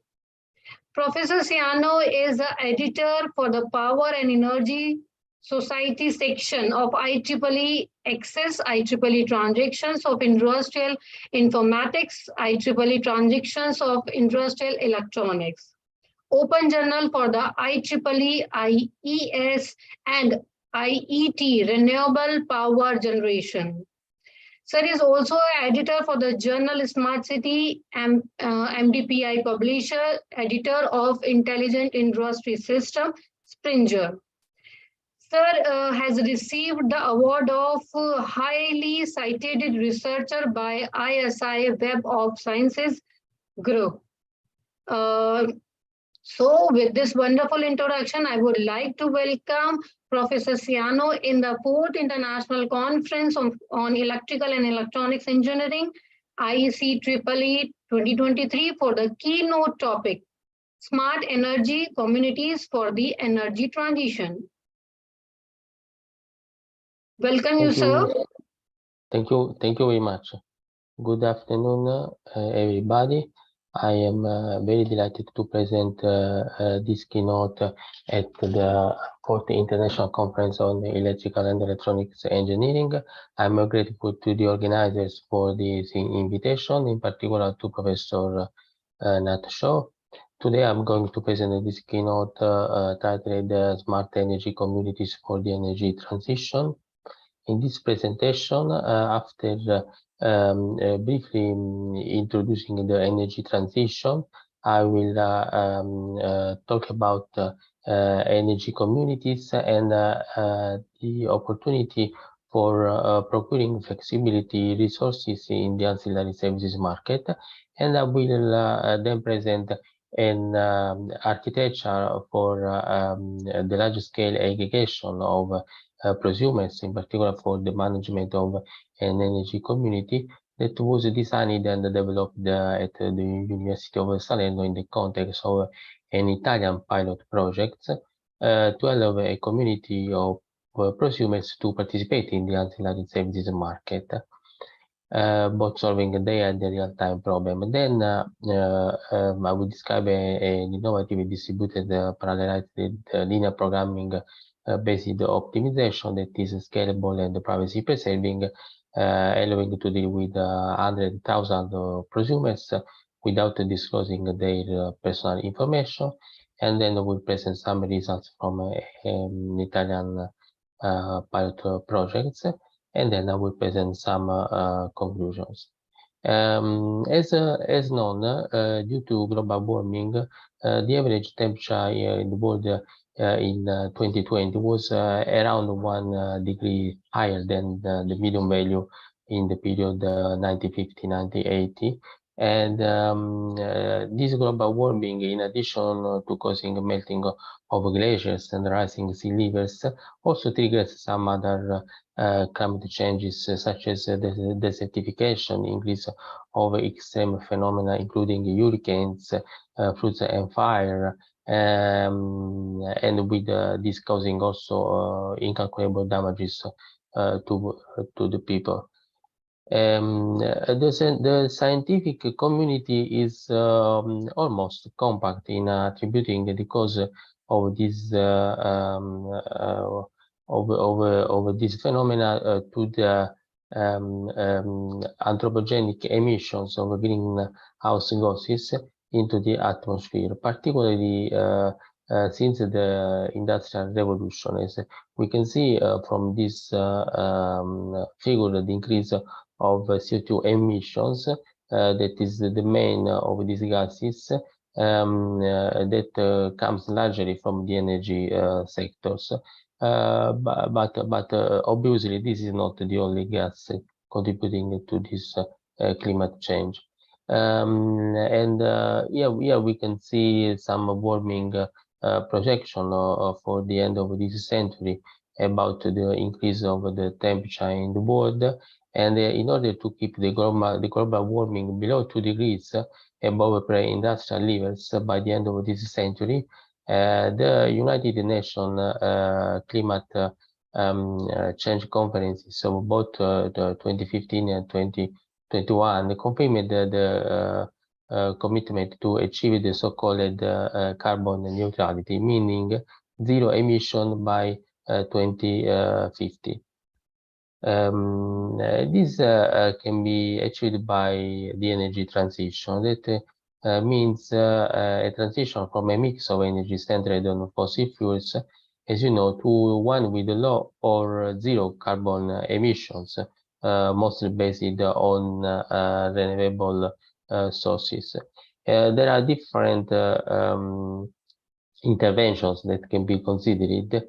Globally, CO2 reductions can be achieved by a significant increase in production and the direct use of energy from renewable sources, improvement in energy efficiencies, considering, for example, the reduction of demand, the improving of efficiency, and also structural changes and circular economy practice. And other interventions are related to the electrification of some target sectors, such as the residential, the transportation system with heat pumps and the electrical vehicles, and the use of clean hydrogen and its derivatives and bioenergy, also coupled with carbon capture and storage, and the last use of carbon capture and storage that can be also adopted. In this slide, we can see the different contribution of this intervention. But we need, even if the energy transitions represents an opportunity and offer advantages in terms of environmental impact, we should consider that some interventions associated with it also generate some additional cost for the community. For example, it is estimated that every euro invested in renewable sources involves more than €1 invested in development of infrastructure and in services for to transport the produced energy. So in order to make the electricity grid work in presence of high penetration of generation systems based on renewable sources, investments are required to make the electricity grid evolve towards the so-called smart grids, based on digitalization of transmission and distribution grids. It is we need also to consider that the increase in the production of wind photovoltaic systems and batteries will also lead an increase in the price of the raw materials that necessary for their construction. Here we can see the 2050 prediction demand for some raw materials for the production of batteries. For example, we need to find nickel, lithium, cobalt, rare earths, manganese, which are mostly present in some specific countries.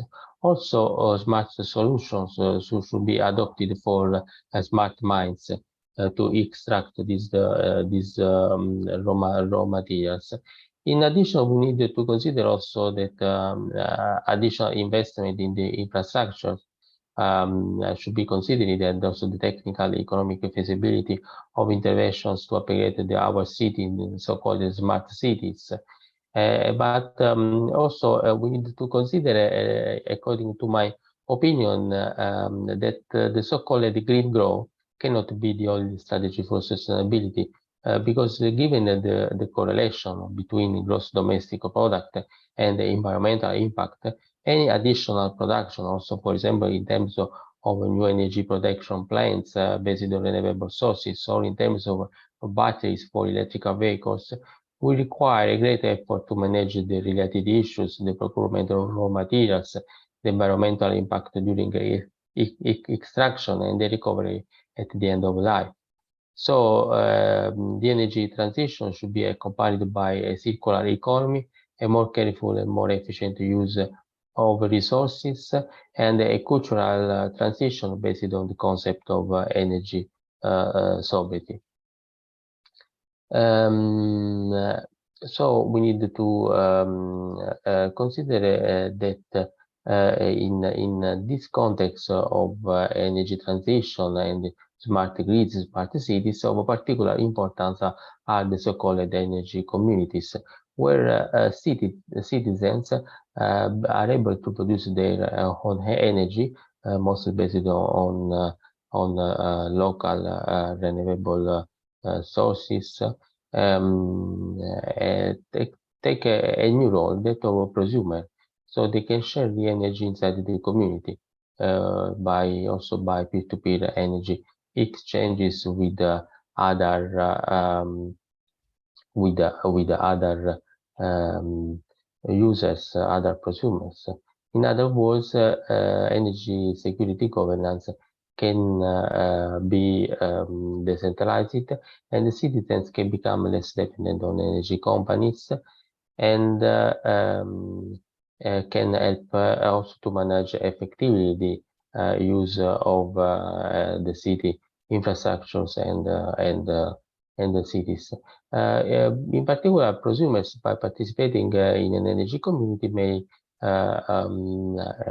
gain some incentive for the self-consumption of energy inside the community, but they can also participate in the ancillary services market by providing services to the distribution or transmission system operators. In this case, they can have an additional income of money from this deriving from this service. According to this concept, we developed a new model that allows an aggregation of prosumers or an energy community to participate to the ancillary services market. In order to do this, they need to have some flexibility sources. We considered in our project battery storage as a flexibility sources because of their falling investment costs, and because they are becoming sometimes more competitive if comparing with the building of new power lines or power transformers. And we have considered a community of residential prosumers endowed with photovoltaic systems and batteries that can use the batteries not only to improve self-consumption from renewable sources, such as usual happens, but also to participate, to use the batteries to participate in the ancillary services market. They are convenient because of their high ramp rate and fast response. In our method, we consider both day-ahead and real-time sessions.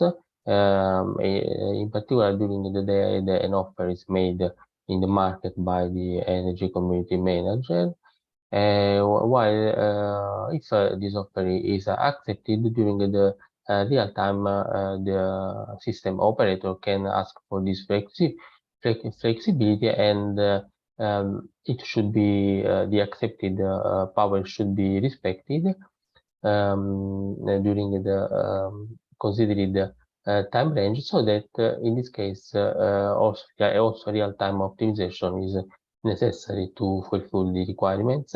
In particular, according to the Italian regulation, actually we have a constraint for the capacity of 1 megawatt, but some new changes to the regulation are driving this limit to a lower value. In order to manage this aggregation of prosumers, we need also an Internet of Things based architecture. So in particular, we have developed this Internet of Things based architecture together with an Italian company, in which we implemented an energy management system on a Raspberry Pi 3. It is communication with some smart devices connected by wireless communication, and the user can access it by a web app, and also each prosumer is connected to the aggregator by means of a gateway and an interconnection layer. As you can see here, and also the aggregator and the or energy community manager can offer some additional services for energy saving. In particular, we implemented some here there are some devices that we have selected to be connected to the energy management system, in this one in the middle, and also we implemented some rules for energy saving. For example, to manage a boiler with a smart thermostat, a smart switch, and some rules implemented in Blockly with a programming editor. Other rules for energy saving related to lighting have been implemented, and also for maximizing the energy exploitation from renewable sources by using two smart meters and a smart plug.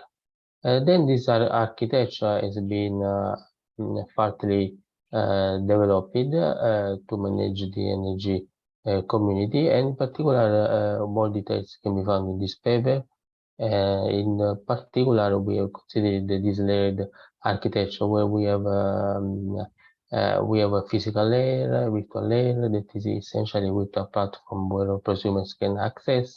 The physical layer provides grid connection, smart metering, and communication to prosumers. The virtual layer includes an energy information system allowing local site awareness based on real-time monitoring and tools for forecasting photovoltaic and load demand. So by accessing to the virtual layer, each prosumer can only exchange some privacy-preserving information related to local to its local optimal solution and its power flexibility contribution to fulfill the global constraints. So in this case, each prosumer can perform a local optimization, while at the virtual layer, a global optimization will be achieved by interacting with all prosumers. In particular, as regards with the objective function to consider, we consider the remuneration derived by the provision of flexibility plus the cost related to energy subject to the global constraints of 1 megawatt, both for up and down regulation, the variables, some variables are discrete variables. These ones necessary to fix the time ranges during which flexibility is provided, while during real-time optimization we have the same objective function, but it is related to 15 minutes, and we don't have these discrete variables because they are fixed, and we have some equality constraints instead of these inequality ones that are related to the accepted power. So in order to solve this problem with in particular the AI optimization, we have two ways. So we can use mixed integer linear programming, or we can use the new proposed approach that is based on hybrid variable neighboring search and distributed parallel optimization. And we have also some local constraints related to the power balance, power limits, power charging, discharging speeds of batteries for each prosumers. And so we developed both approaches. In particular, we can see some results for the centralized optimization during 1 day in April, where flexibility is provided from 2 p.m. to 6 p.m. And here we can see the power provided, the power exchanged with the grid during the flexibility provision. The dotted line is the baseline. Here we have the photovoltaic profile and the state of charge. If you can find more details about this approach in this paper. If we instead use the proposed new optimization approach, distributed optimization, we achieve the same values for the objective function, the same but with a different shape. Also during the real time, the real-time optimization is able to cope with the forecast errors related to prediction of photovoltaic production and electrical loads. About computation times, both approaches are very fast. The first one with few seconds can deal with 100,000 prosumers. The second one, real time, can be achieved in around 20 milliseconds. Now let's move to the final conclusion.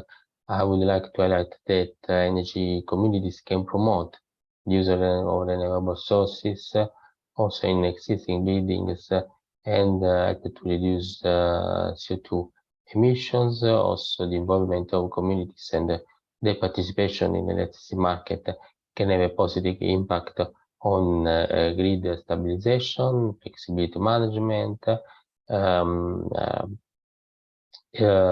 in information communication technologies are fundamental, and also secure data handling and production is of great importance. The proposed linear programming based parallelization enables not only to perform in almost real time for very large scale real world problems, but also to fulfill the privacy of prosumers, both the real-time optimizations being highly scalable and able to protect the personal information of prosumers overcome typical drawbacks of centralized methods.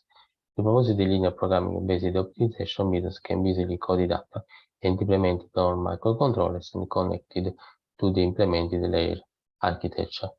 Here there are some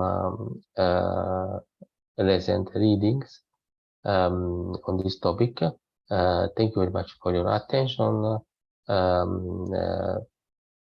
And if there are any questions, please tell me. You can also contact me by email, and also I will be happy to collaborate with you in the future. Thank you so much. Thank you, sir. Yeah, anyone having any questions, kindly ask.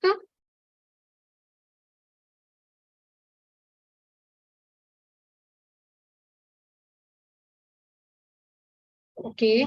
Thank you so much, sir, for this wonderful technical talk, actually a keynote talk on smart energy communities for the energy transitions. I think all the participants, yeah, all the participants must be benefited after the listening of your technical talk. So thank you so much, sir, once again. Welcome. See you. Bye-bye. Yeah. Bye, sir. So now we will move to our next keynote speaker. Basically, the ICEEE 2023 will provide an opportunity to the participant in a field of the engineering, academics, and researcher to meet in a forum of the discuss various issues and future directions in a various emerging technologies in an area of industry applications. The ICEEE 2023 conference actually aim is to put together expert and young researcher from the relevant area to disseminate their knowledge and expertise in a relevant future research scope. So with this aim, now we have Professor Milan Simic, RIMT University, Australia. Dr. Simic is currently journal editor for Knowledge Engineering System, International Journal, Program Manager for Master of Engineering for the Management, Associate Director of Australia-India Research Center for Automatic Software Engineer, and he is also associated with the editor for the Intelligent Decision Technologies, International Journals. Professor Simic is currently lecturing Mechatronics, Electronics and Management subjects with the School of Aerospace, Mechanical and Manufacturing Engineering. Sir, main research interests include digital communication, line coding, robotics, automation system, green energy, biomedical engineering. Professor Simic is an author of more than 80 publications, which includes books, book chapters, journal articles, and conferences papers. He received a number of industry and academic records. So with this wonderful introduction, I would like to welcome Professor Milan Simic in our 4th International Conference of Electrical and Electronics Engineering for a keynote topic on global transition to electrical and autonomous vehicles. Welcome you, sir.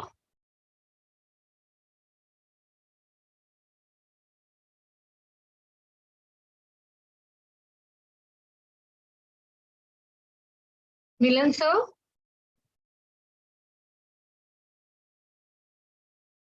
Kindly share your presentation, sir, please.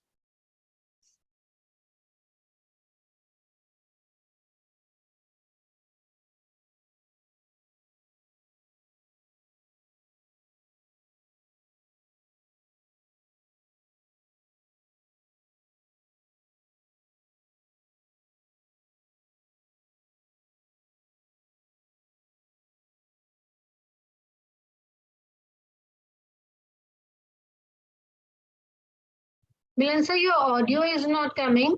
Kindly on your mic, please.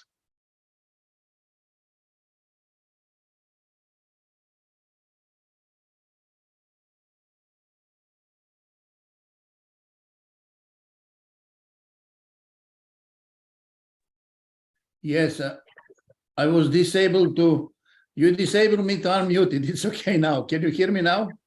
Yes, sir. Yes, sir. We hear you, sir. Hear me? Welcome you, sir. And you see the, let me check. You see the first slide? Yeah. Yes, sir. Yes, sir. It is visible, sir. Okay, good.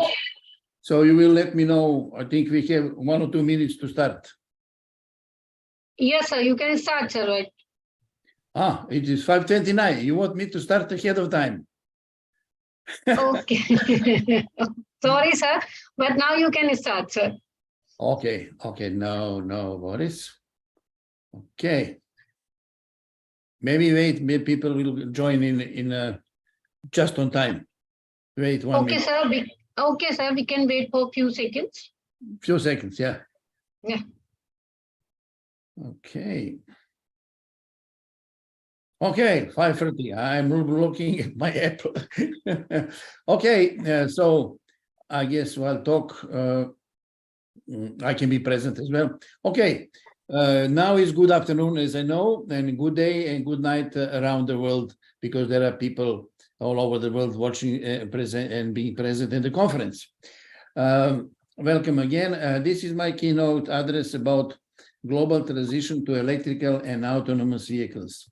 By listening to today's inaugural speeches, I realized that this topic is extremely important. So I am very proud to get a chance to talk about this topic today. And by the way, it is a big topic, and area of research and work is huge. So I'm only touching the top of the ice, actually. So let's go. Now, I mentioned golden index. I'm in electronics for 50 years. I'm still learning, actually. And this is my golden index. There is no gold, but it says I'm enrolled in semester 2022-2023. So I'm back to the school. Anyway, I was born in Niš, Serbia. Niš is an old city, more than 2,000 years old. There is a Niš fortress, a lot of historical monuments there. I studied electronics engineering, and I was very proud of that because electronics opened me many doors around the world. I was working and have specialization in the United States in Boston, not Boston, they say Boston, in Great Britain, Germany, Portugal, Italy, and many other European countries. Then I was working in electronic industry, Honeywell joint venture company. It was a very good company at that time when Honeywell was doing information systems in my city. Then I was in Research and Development Institute, University of Niš. Then I got a job as academic University of Pristina, Kosovo, in electrical engineering. Then I also was in applied science, maths department, University of Niš, electronics engineering as well, starting lecturing at my university, and so on. RMIT, I came to Australia. At RMIT University, I was manager in different departments. I built Cisco Local Academy, networking, and I built a number of study programs around our university. Currently, I am with the School of Engineering, at the same time, University Union Nikola Tesla Belgrade, and Kalinga Institute of Industrial Technology, deemed to be University, Bhubaneswar, India. So I'm very proud of all these associations. And I am also honorary editor and associate editor for a number of journals. I don't know if you can recognize me. This is me in Honeywell when I started my electronics career in 1981. Why do I put this here? My talk is about transition to electrical vehicles. So This is my Pontiac when I was in Honeywell, of course, rent a car, doesn't matter. 6-liter Pontiac. Nobody cares about CO2. I was very proud of my Pontiac. Then, after that, coming to Australia, I was also proud with my Holden, 4 liters, more powerful than 6-liter Pontiac.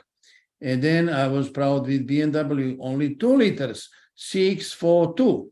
Again, more powerful than Pontiac. And look at this, my prediction. So this is hope is going to happen 2024. No liters, 0 liters, more powerful car, Tesla electrical vehicle.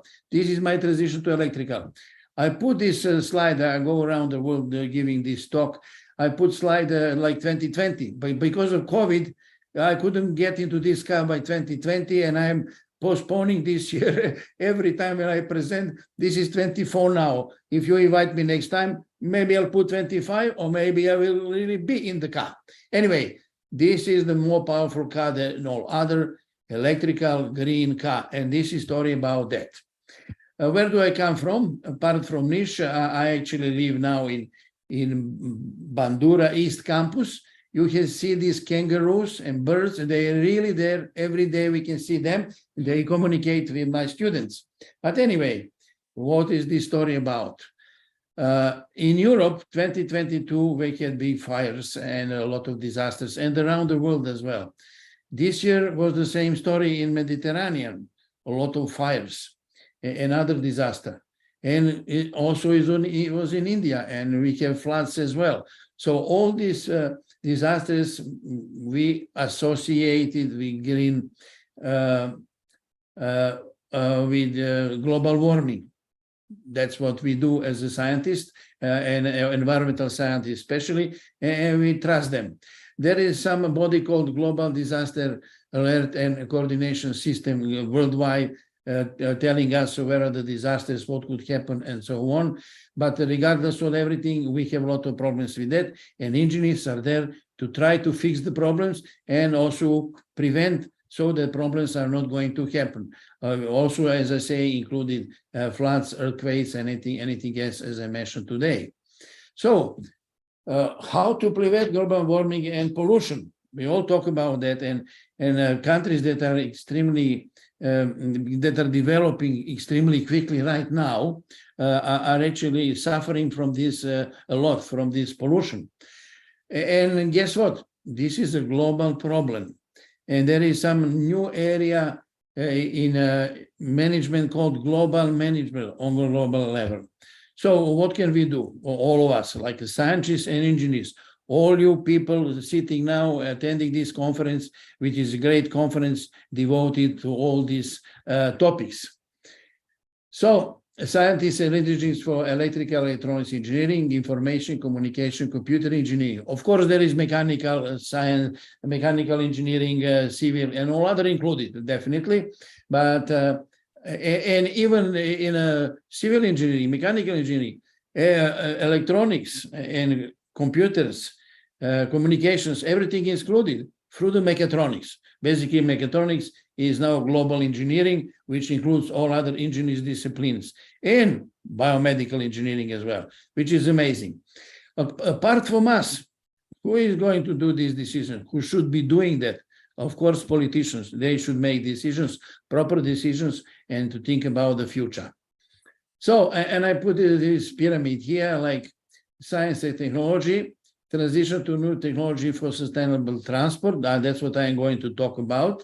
And who is making decision? We have systems approach, first of all, global approach, systems approach in management. And basically, management is only taking care of the fires, but leadership is something that we have to apply to have a vision and to prevent all this happening. And apart from that, it's not only taking care of disasters, it's also making our life better. So improving the human life and well-being. Global approach, who is taking care of that?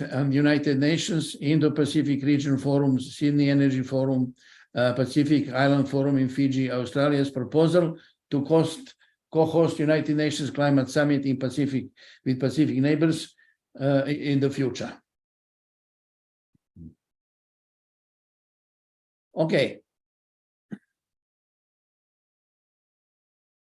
Now, we need to have green energy and sustainable system. Reduce carbon and other pollutant will reduce global warming. This is the idea, and we know that. Then, when we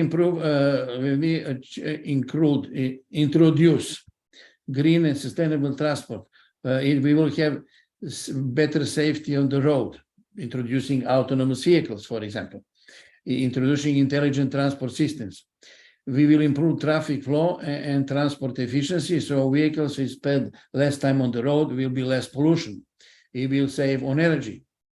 And finally, fossil fuel use, we have to go from fossil fuels to transition to green transport, but that green transport should really be green. Our electrical energy should be green. So we talked now about electrical vehicles and the transition in automotive industry. At the same time, we have another transition happening right now, transition to autonomous vehicles.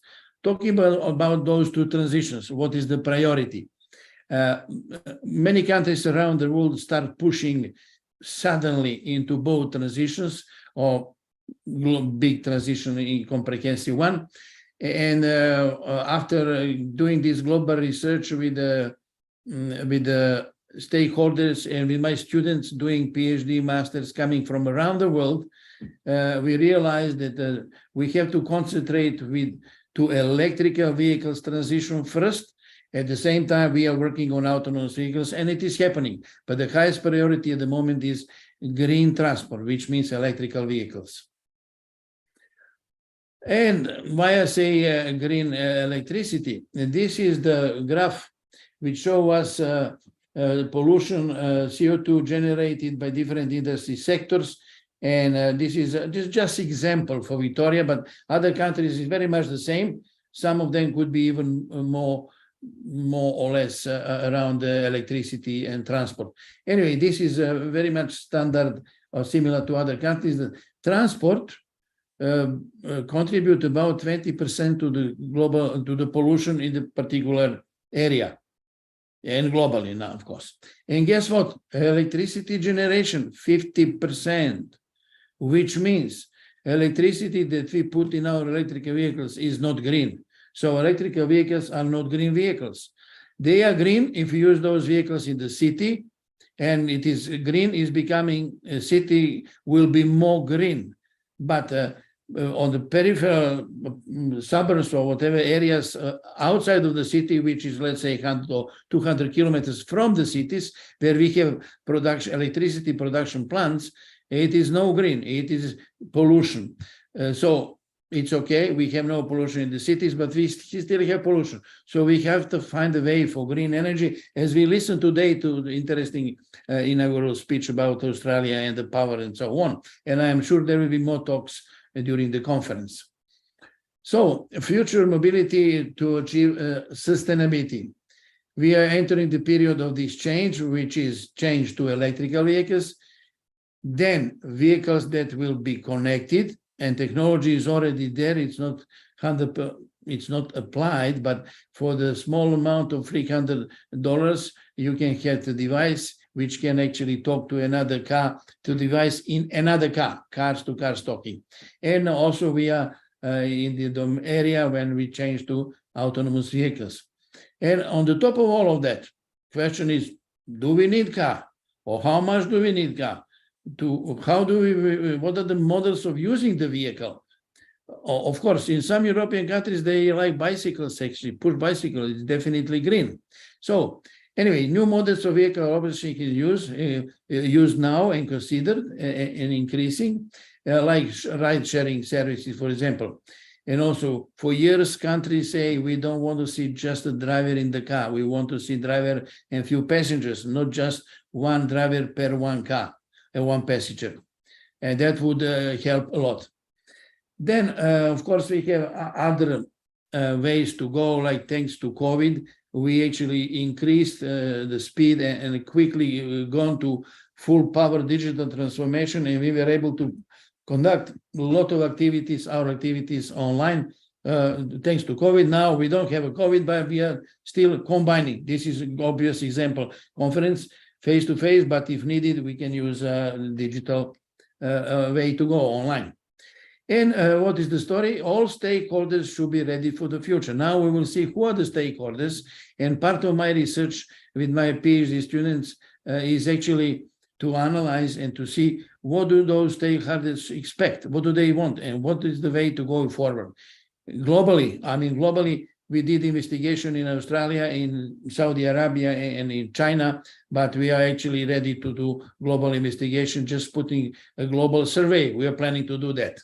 So next conference, I'll give you a link for the global survey. So EV and AV transitions include something very important, infrastructure changes. Nobody will buy electrical vehicle if cannot charge it on the road. That's a big problem. And I can show you one diagram, which I drew myself after analyzing what is going on right now around the world, especially countries that are trying to introduce electrical vehicles on the big scale. And then also intelligent transport systems. We as electronic engineers, computer scientists are very much ready using IoT, using networking to have intelligent transport systems, smart systems, using AI, controlling whole transport. Nobody has that right now. We have people doing the job, controlling the traffic. That can be done all automatically with AI. It's no country, no smart city has applied that completely. We are going that way. It is going to happen. And guess what? It is your job. You people, scientists, researchers, students sitting here will do that. And I guess very soon. So thanks to information communication and computing technology, thanks to smart sensors, Internet of Things, big data, data fusion, thanks to computer vision, cloud computing, vehicle active networking, and artificial intelligence. So those two transitions that I mentioned, they include all of this. So it's a big job for all of us, from electronics, from computers, from all sorts of engineering.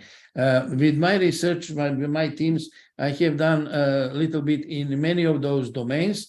I have put here just some reports from some of the papers or conferences that we presented, but there is much more to it. And of course, there is much more big data source online on libraries and internet. So a long time ago, I put this very nice picture telling that the car is not a mechanical device only. It is actually a computer network on the wheels.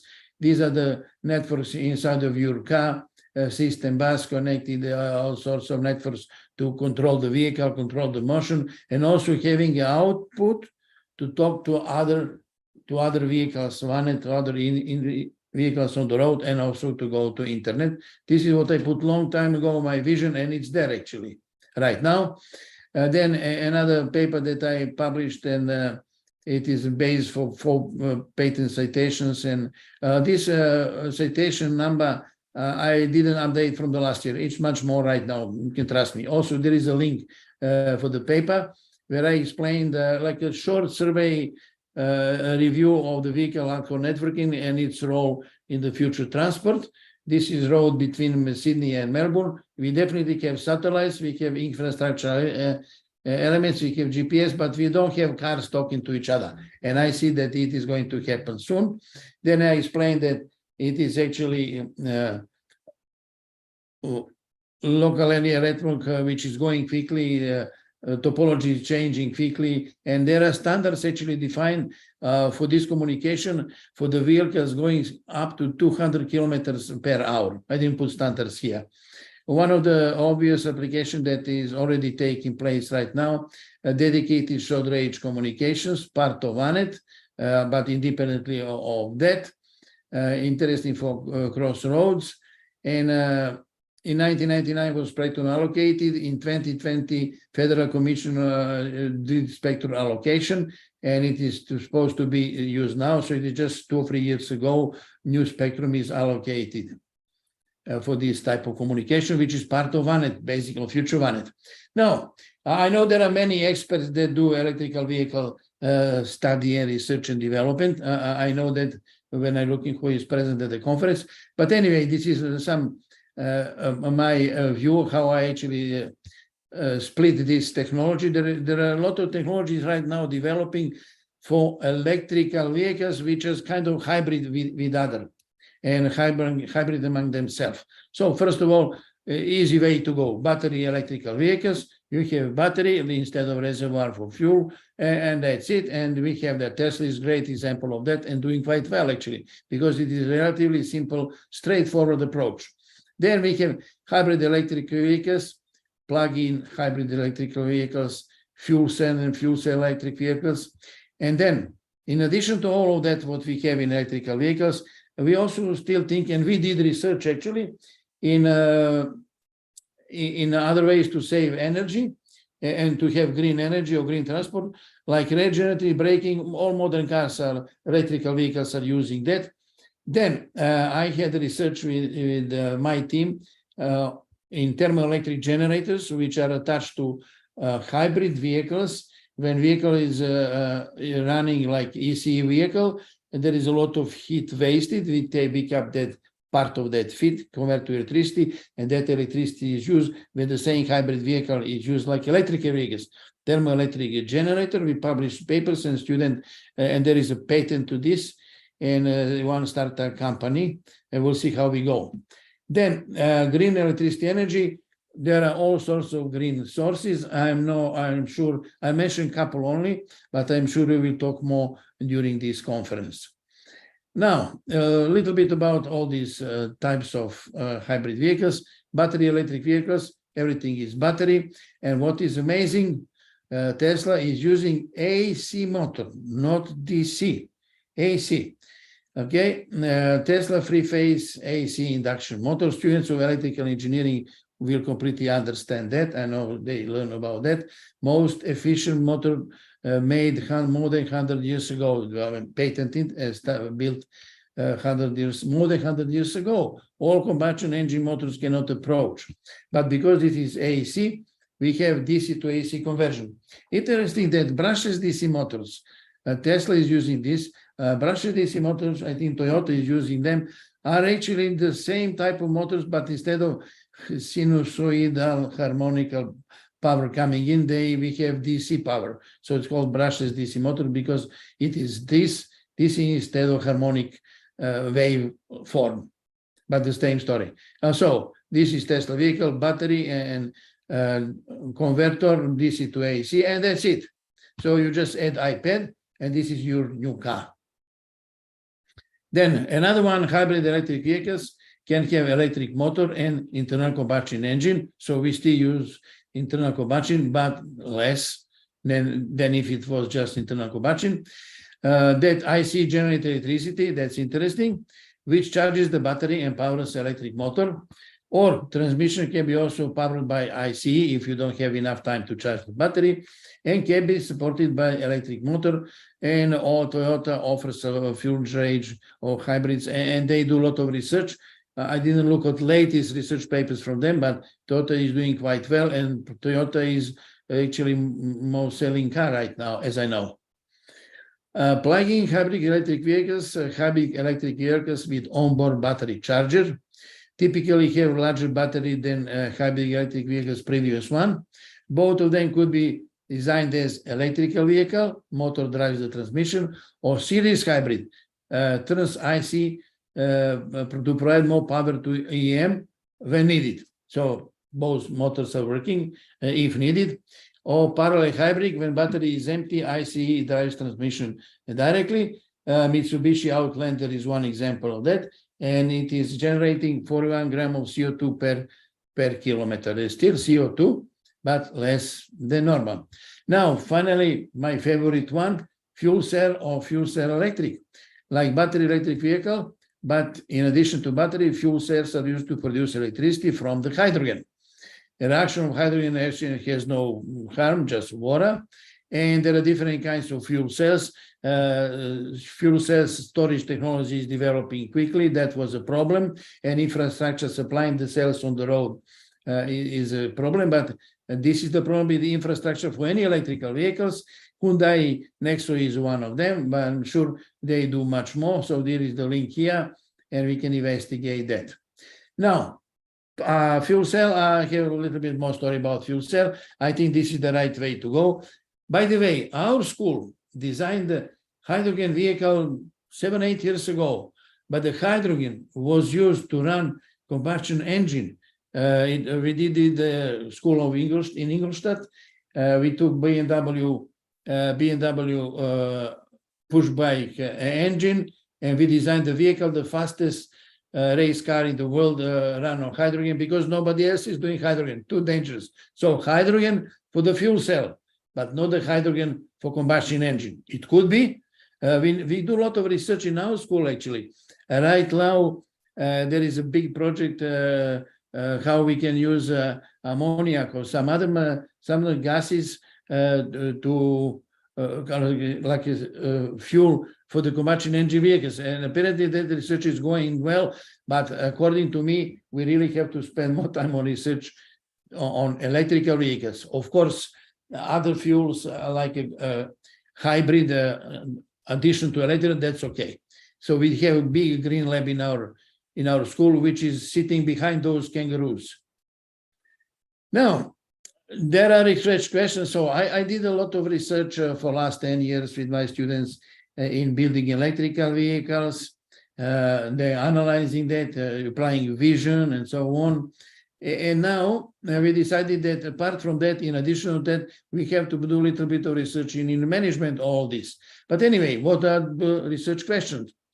When will the fossil fuels run out? That's interesting predictions. And that was the first question that we wanted to find out. Then, could we transfer low transport to electrical vehicles? So if we decide, and apparently that will happen, we will have to transfer everything to electrical vehicles. Do we have enough lithium or other materials for the batteries? Because there is this big research going on in technology, in materials right now. And our school is also involved in developing different types of batteries, apart from lithium. But lithium is the best right now, according to the energy density at the moment. Then, do we have enough copper for wires and electromotors?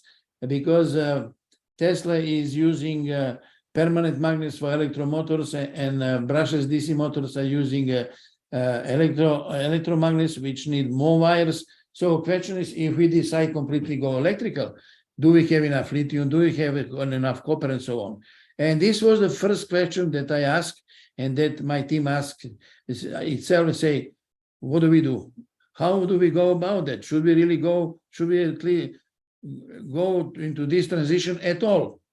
So to answer this question to ourselves and to world community, we did a study and published the paper, Feasibility Study on Green Transportation. Okay, International Conference on Energy and Power. In December 2018, we presented the paper and published this, our findings. Yes, I cannot see all of you, but I could ask question, what do you think?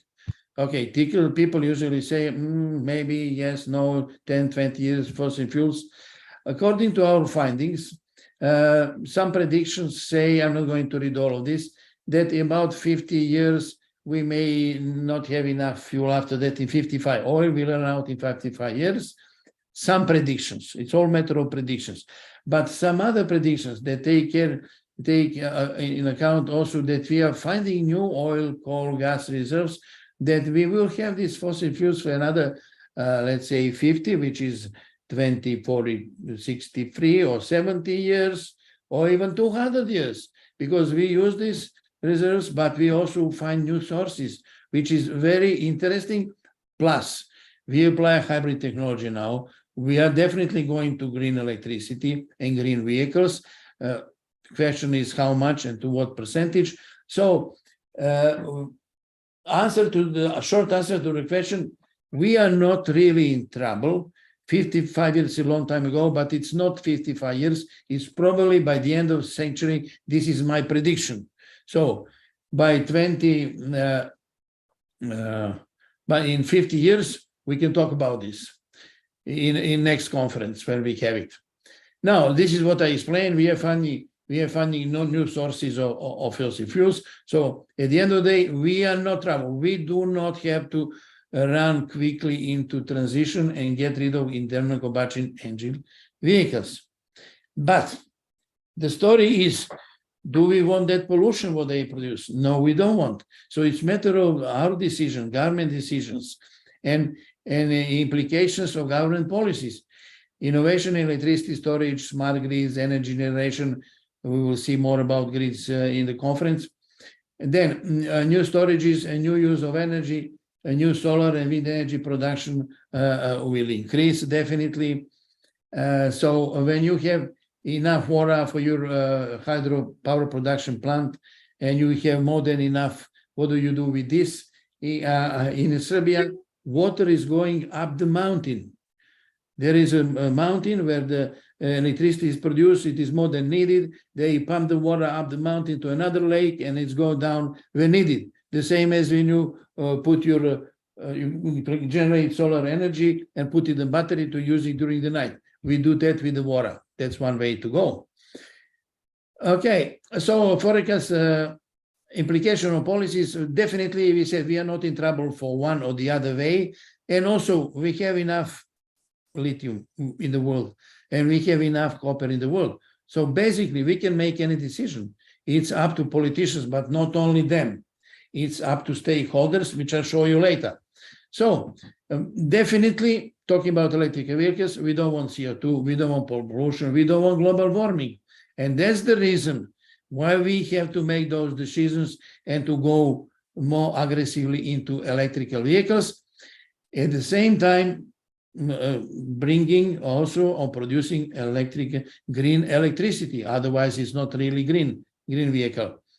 So I have these advantages and disadvantages of lithium batteries. Global lithium reserves, as I said, we are not in trouble. Most reserves are in Chile, China, Australia. Australia is larger lithium exporter in the world. About 70% of the global reserves are in Australia, so we export lithium. Sustainability, apart from all of this, we have to think about other ways to save the environment, which is autonomous vehicles. We'll see later how and what, car sharing and working remotely like we do right now. So the current state of we have a number of papers which analyze the feasibility, analyze current state of transition, analyze state in Australia, in some other countries, and put all these analyzes what is happening globally. We didn't do global reviews, but we use secondary data for our conclusions. So this is top-selling light-duty plug-in electrical vehicles global market. You see China is first. We have Europe, United States, and other countries. Forecast for 2018 to 2025, we have we analyze the reports from different consulting companies around the world, which do the predictions. And like MLC, forecast that petrol-powered engines will still make about 85% of US car sales in 2025. I personally think it's becoming more questionable. This is by 2025, another one, JP Morgan predicts electric vehicles and hybrid vehicles will make third of the global vehicle sale. So different companies have different prediction. This is Tesla place in Melbourne. Okay. By the way, now you can charge Tesla for free in RMIT parking. So you have problem to find the parking. If you have electrical vehicles, you go to charging place, you don't pay parking and you don't pay electricity, which is amazing. I don't know how long will it last. So electrical vehicles. And now, as I say, we need green electricity. We have a big green energy lab in RMIT University on the other side of the building, which I shown you. I didn't show that one. Maybe it's going to follow. Here it is. This is solar pond, which we use to do research on green electricity production using a solar pond. And this is robotic application to do the control of the solar pond, which is done by my research students, because right now, before we started this, people are doing all manual control of the parameters of the solar pond. And the whole story is you have to put more salt to keep the gradient at a certain level so that the light cannot get out and the heat stay in up to 40-50 degrees, I think. All that can be done remotely. It is all a matter of mechatronics and communications. This paper is published a few years ago. It's very interesting one. Using, guess what? A LabVIEW for data acquisition and the control of the solar pond. More about green energy. We have wind farms in Australia, not enough, I think. We should build more. And then we have green lab. This is the same lab. On the other side is solar pond, when we do experiments with different parts of solar panels. And further to that, when I mentioned all types of hybrid vehicles, I didn't mention fully electric vehicle. So we in 2012 and before 2012 we started project to build an electrical vehicle for the solar pole to help scientists to do the transport around the solar pole, because in the solar pole dogs are not allowed. Dogs are main transport we use for the transport in North Pole, but we do not allow dogs to be introduced in South Pole because we had a lot of problems with introducing species in the southern part of the world. So we need to have a solar vehicle. We call it solar dog. That vehicle is called solar dog. This is the first version of the vehicle. And we did, well, guess what? Feasibility study again. The same as I shown you for the electrical. Feasibility study to see, does it make sense at all to build that? And yes, it does. During the day, it is. During the night, vehicle will do nothing. So we analyze how much radiation we have. Definitely for long summer, this is great transport tools, transport equipment. But during the winter, of course, we use combustion engine as they use now. Then I have a couple of examples of electrical or hybrid vehicles. I made pictures around the world. I guess you can guess this one in Delhi. This is, I was told it's hybrid. Tuk-tuk as well, very nice one. I was going around this big circle, fortress. It's an amazing place, and I was getting inside as well, but I really enjoyed. And then another electrical tuk-tuk built by our students. It was definitely going around the world. We tested the vehicle. Vehicle was charging the batteries like this. And then it was going around Australia first. There was a link here to follow where is the vehicle, where was at the moment. And then was going around the world as well. Amazing. But why is this important? This is important to get the idea how can electrical vehicle of the future look like. So idea from here is all electrical vehicles in the future should have body of the vehicle built of the solar panels. Why not? Especially in Australia, especially in India, we have a lot of sun. And this is my vision. I'm looking forward to see what people will present at the conference, but I'm sure 99% that this is the vehicle of the future, which will have some fuel cells, definitely battery storage, battery has to be there, and solar cells, which is solar panels, which is the body of the vehicle. And will be run with electric motors, which are also generators when you brake, brushless DC motors, like what Toyota is using, or Tesla induction motor, what Tesla is using. So this is and also, in addition to all of that, you can charge this vehicle with green electricity. Hopefully, electricity will become green from the grid. Now, we did a lot of, apart from this talk, we did a story and simulation. This is one paper they presented in Marseille 2017, modeling fuel electric and hybrid electric fuel cell buses to see what is the best combination of fuel and use of fuel. And we figure out that the hybrid electric, combined electric, like battery operated only, and fuel cell electric, this is the best solution. It was done in Simulink. We take the real part from Google Maps, and we analyze how much fuel was used, and we are happy with this. Now, as I say, transition is now, lithium is not a bottleneck, and fuel cell are one way to go. This is another electric vehicle. You see now this is the body of the vehicle. It's nice looking. As I say, of the future vehicle, this is a solar electric vehicle designed by the Western Sydney University students.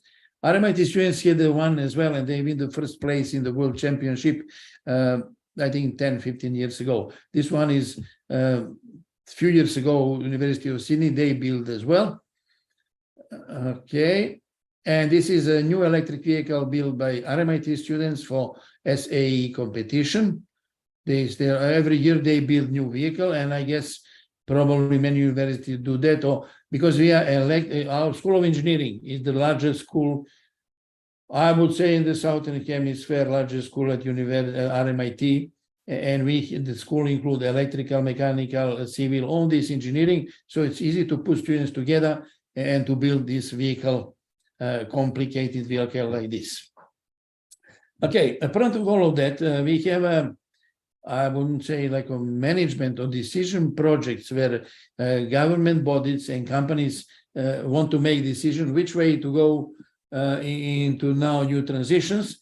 And I have a couple of projects conducted for Victorian government, and we published the papers. They were thinking what technology is best for them.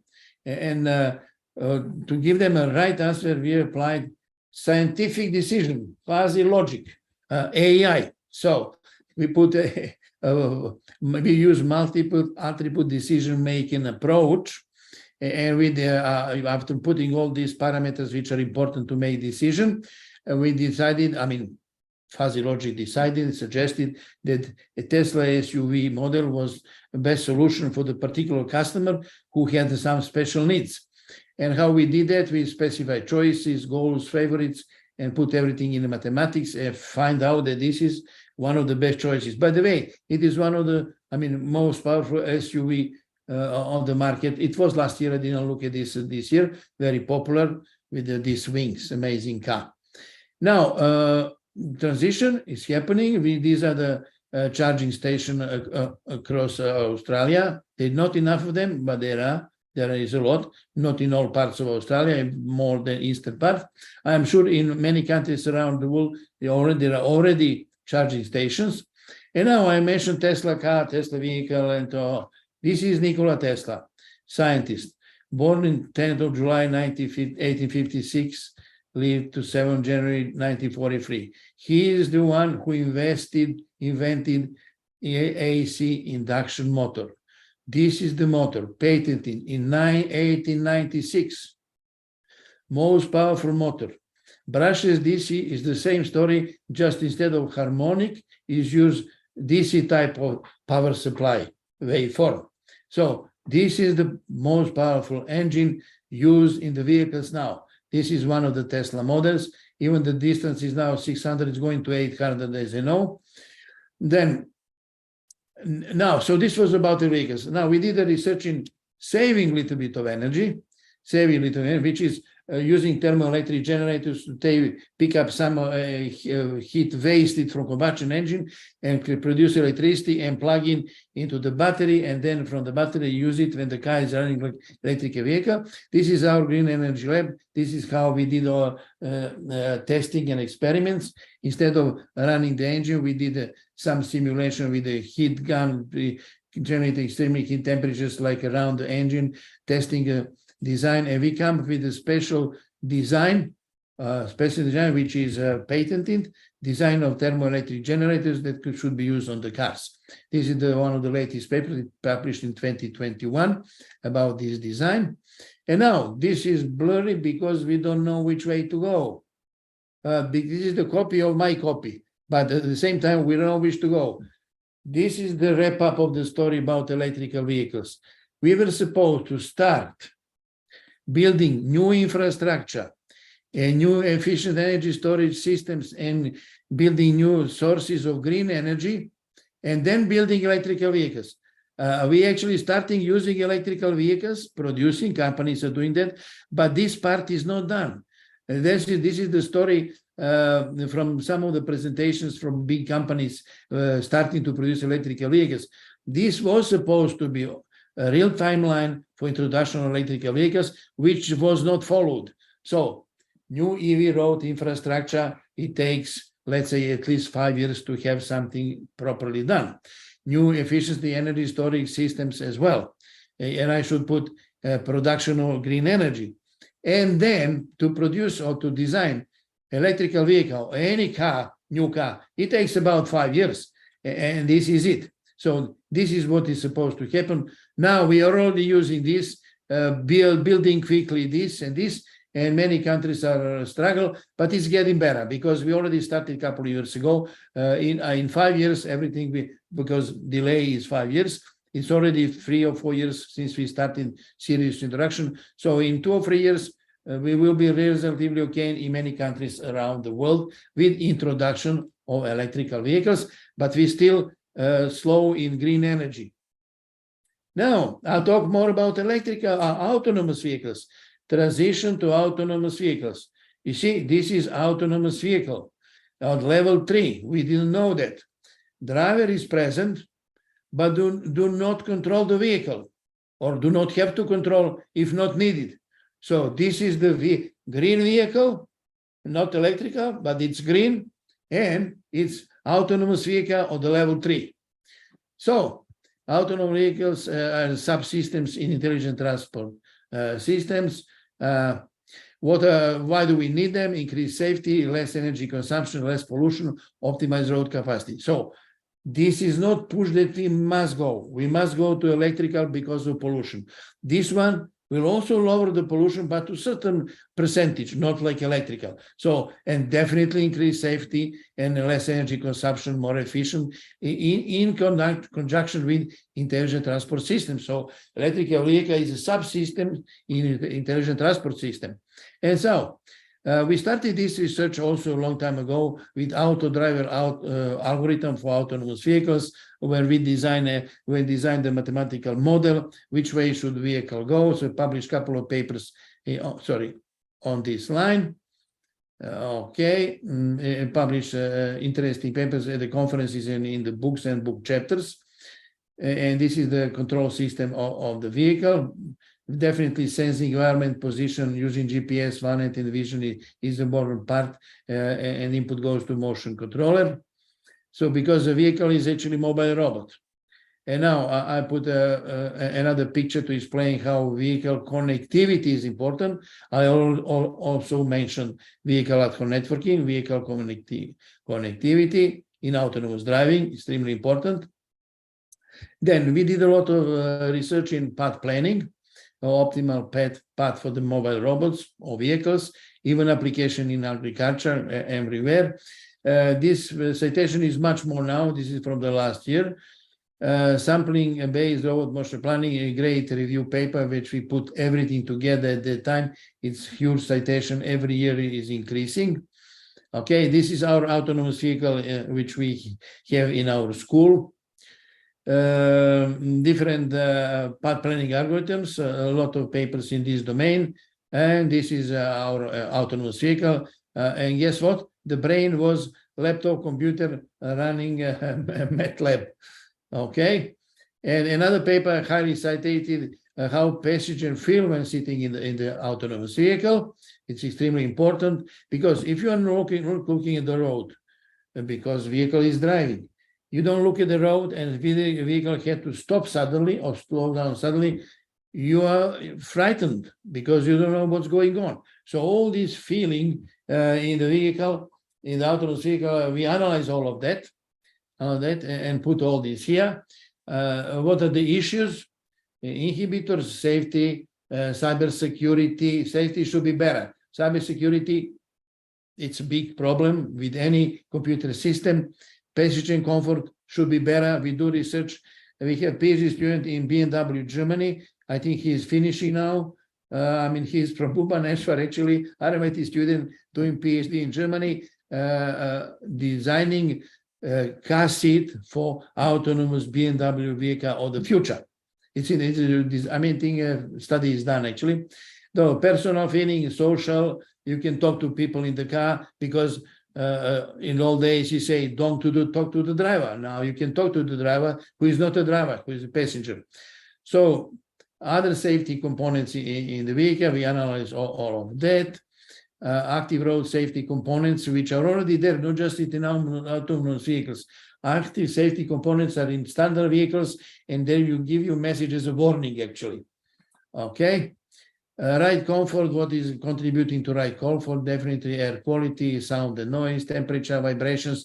We do a lot of research in these factors for ordinary vehicles. We do a lot in our school. And the rest, especially interesting in autonomous vehicle, motion sickness, appearance, safety, and other stuff. And this is the research paths to go, like autonomous car, passenger side effect, motion sickness, smooth lateral control of the vehicle. This is for students of electronics and computers to do path planning properly. Then continuous curvatory paths, path planning. Then street frame planning, maneuver characteristic, machine learning, and so on and so on. Another terminology and structure of the autonomous vehicle, there are two of them. We use another one which has 5 layers. This one is 4, at that time was more popular. When we say adaptive cruise control is part of that. So we did study, research in adaptive cruise control using fuzzy logic.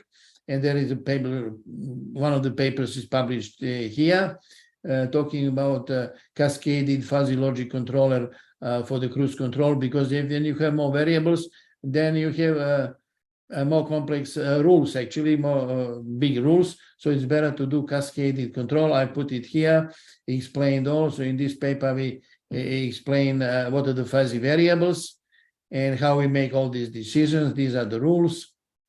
Okay, we analyze control surfaces to see if everything happens smoothly as logically as should happen. So it's there. Then, apart from that, apart from letting vehicle go itself, we also were thinking about vehicle being controlled by human brain. So we did research in brain-computer interface for other purposes, for controlling a robotic leg. But at the end of the day, the same application can be used for anything, for vehicles, for muscle control, for controlling the vehicle on the road. BCI applications, I put all these possible applications there. When we read the signals from the brain, not invasive, we digitize feature extraction, translation algorithm, and applications could be anything.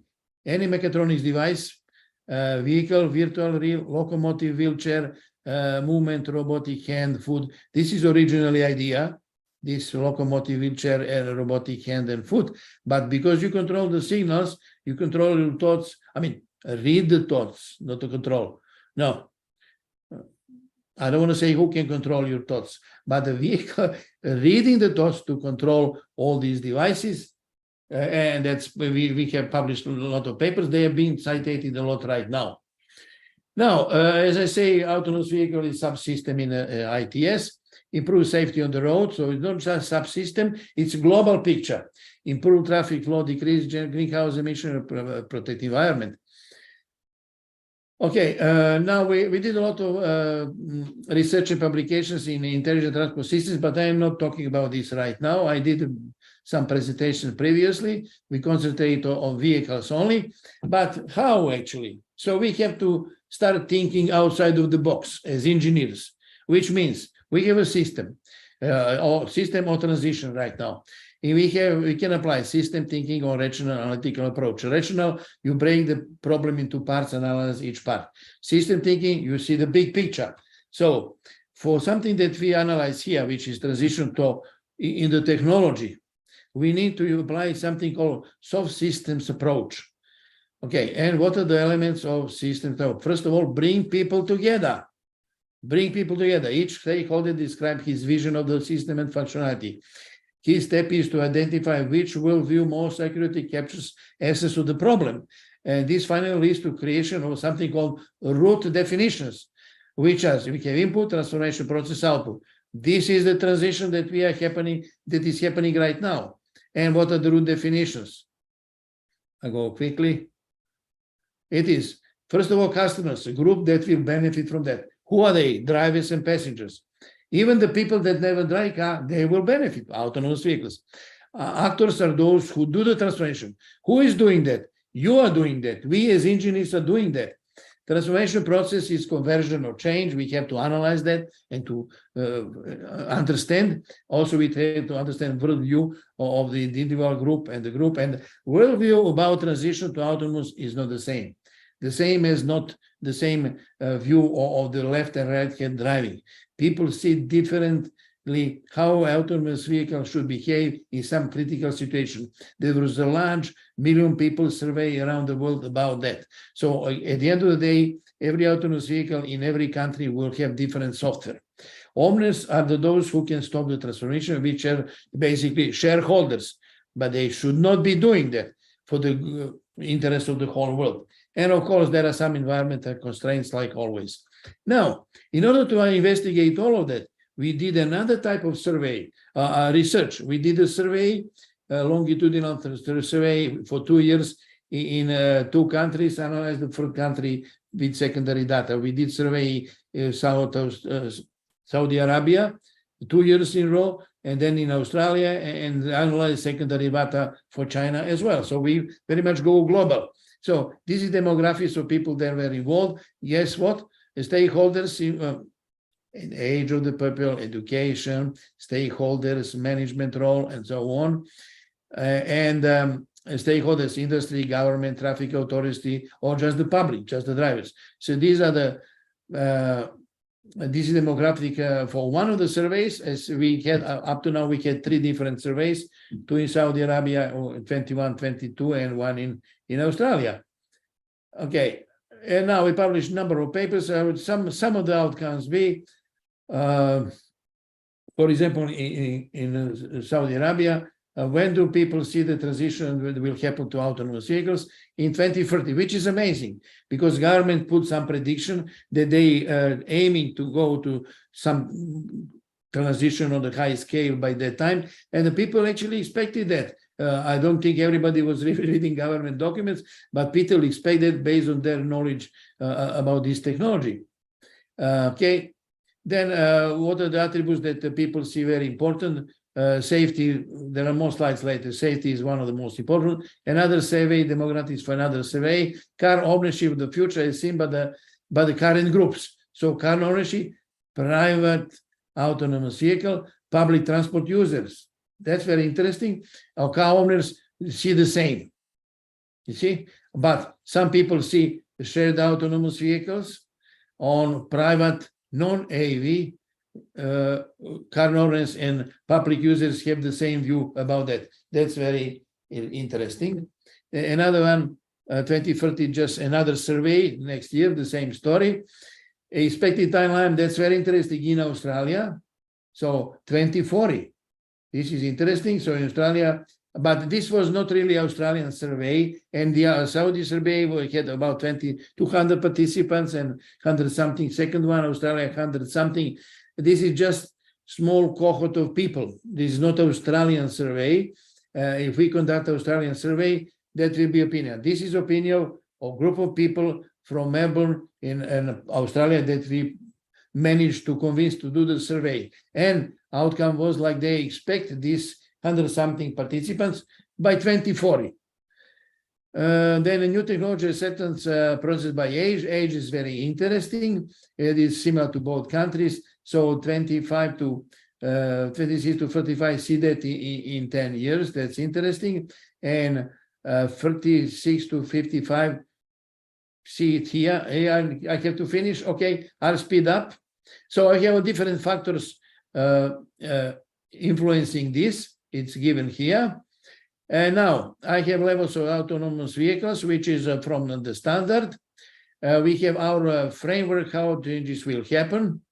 Okay, and the story is engineering have to be ready, and that's what we do engineering. Legal, it's not our job, but it has to be done by government. Moral and ethics, all by government rules and regulations. Only then technology will be ready to be used. So this is what we analyze in a number of occasions. And I just end up, this is how we analyze situation in China. In China, we did more comprehensive actually framework when we said clean energy production is important. Battery recycling has to be solved, the problem. Level 4 and 5 autonomous driving will be introduced first. Heavy electrical vehicles, very important as well for the businesses. And we have complete charging infrastructure built. And only then full electrical vehicle will be introduced. Although China is leading electrical vehicle introduction, but this is when we will have this fully introduced. Some conclusions. Okay. Now we also analyze how many people around the world are in this domain, analyzing this global transition, and not too many. We put a number of papers and citations, and we are somewhere on this list. It's not 500 like autonomous vehicles, but it is relatively new papers, and give us the picture of what papers are most cited. And now, last one to finish, future and current research in AV. Keep developing new EV vehicles technology, hydrogen fuel cell, not fuel for hydrogen for ICEEE, solar body panel, and battery as a storage, of course. Generate green energy for EV and all other uses, integrate EV into road grid, into power grids. I'm sure we will talk about that in the conference. About AV, improve AI algorithms for the real-time object recognition, pedestrian on the road and other road users recognition. AI full application in motion control. Then connected vehicles, because vehicle is smart, but has to talk to other vehicle. And basically connected vehicles and van at full introduction. And then all these smart vehicles are part of intelligent transport system, and it is coming. This is my prediction that all this is coming in less than 5 years. And this is another picture of this framework, how vehicles will be introduced. But the best one is one that I show you from China. This is my team, part of my team. The other part, which is doing more electronics and part planning, is not here. But this is my, let's say, many team that is taking in business and research in managing of this transition to electrical and to autonomous vehicles at one of the conferences. I don't know if you can share here this. I don't know if you hear this, but that's very much it from me. Any questions?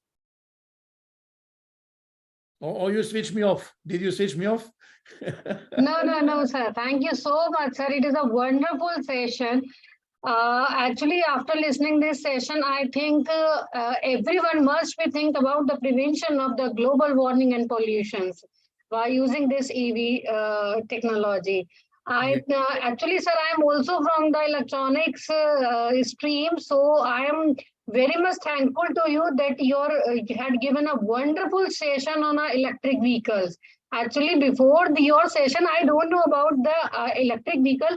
Field is very vast, and you have explained wonderfully each and every field.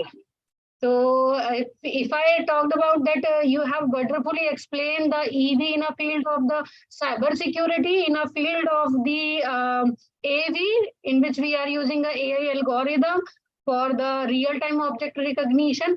So I must say thank you so much, sir. Thank you for the Ravindra, sir, to introduce yourself and to give opportunity to us to listen you, sir, in a field of the EV. Thank you so much, sir. If you are electronics, I wish you to get golden index as I got. Okay, sir. Sure, sir. Sure, sir. Actually, I must say thank you to you that today I got to know that Australia is the first exporter for the lithium. Yeah, it is. And first time I'll see in a ICEEE we have seen a Tesla car too through your presentation. I'm pushing Australia to start building batteries and electrical vehicles, like a vertical integration, but nobody is listening to me. No, sir. We are listening to you. It is very informative, very wonderful presentation you had given. So thank you so much, sir. I must say thank you to you that we have got an opportunity to see the Green Lab or your institute, RIMT University Green Lab. We got an opportunity to see it too. So thank you so much, sir. We were all listening. It was really a very wonderful session, sir. I'm also working in this area of electric vehicles only, so I've just taken some screenshots of your papers.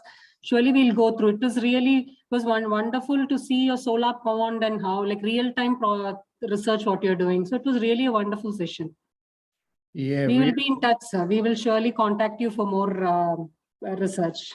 Thank you. No problem. Welcome. Sorry for taking too much time. I hope there are no questions left. Yes, sir. Yeah. If okay, apart from this, if anybody wants any question from sir, so please ask. I think sir has already covered everything in the presentation. But even then, If anyone wants to ask any question, kindly please ask. So no questions from the audience side, sir, because you have already covered much of the knowledge. So thank you so much, sir. Thank you so much for giving us this a wonderful insight of the electric wheel field. Thank you once again, sir. Thank you, and good luck for the rest of the conference. All the best. Thank you so much, sir. Thank you. Bye. Bye, sir. Bye. So now I'll request to all the participants to kindly move to the technical sessions. In the respective technical sessions, orderly coordinators kindly switch to the technical sessions, because from the 2 o'clock we have to resume again from our technical sessions.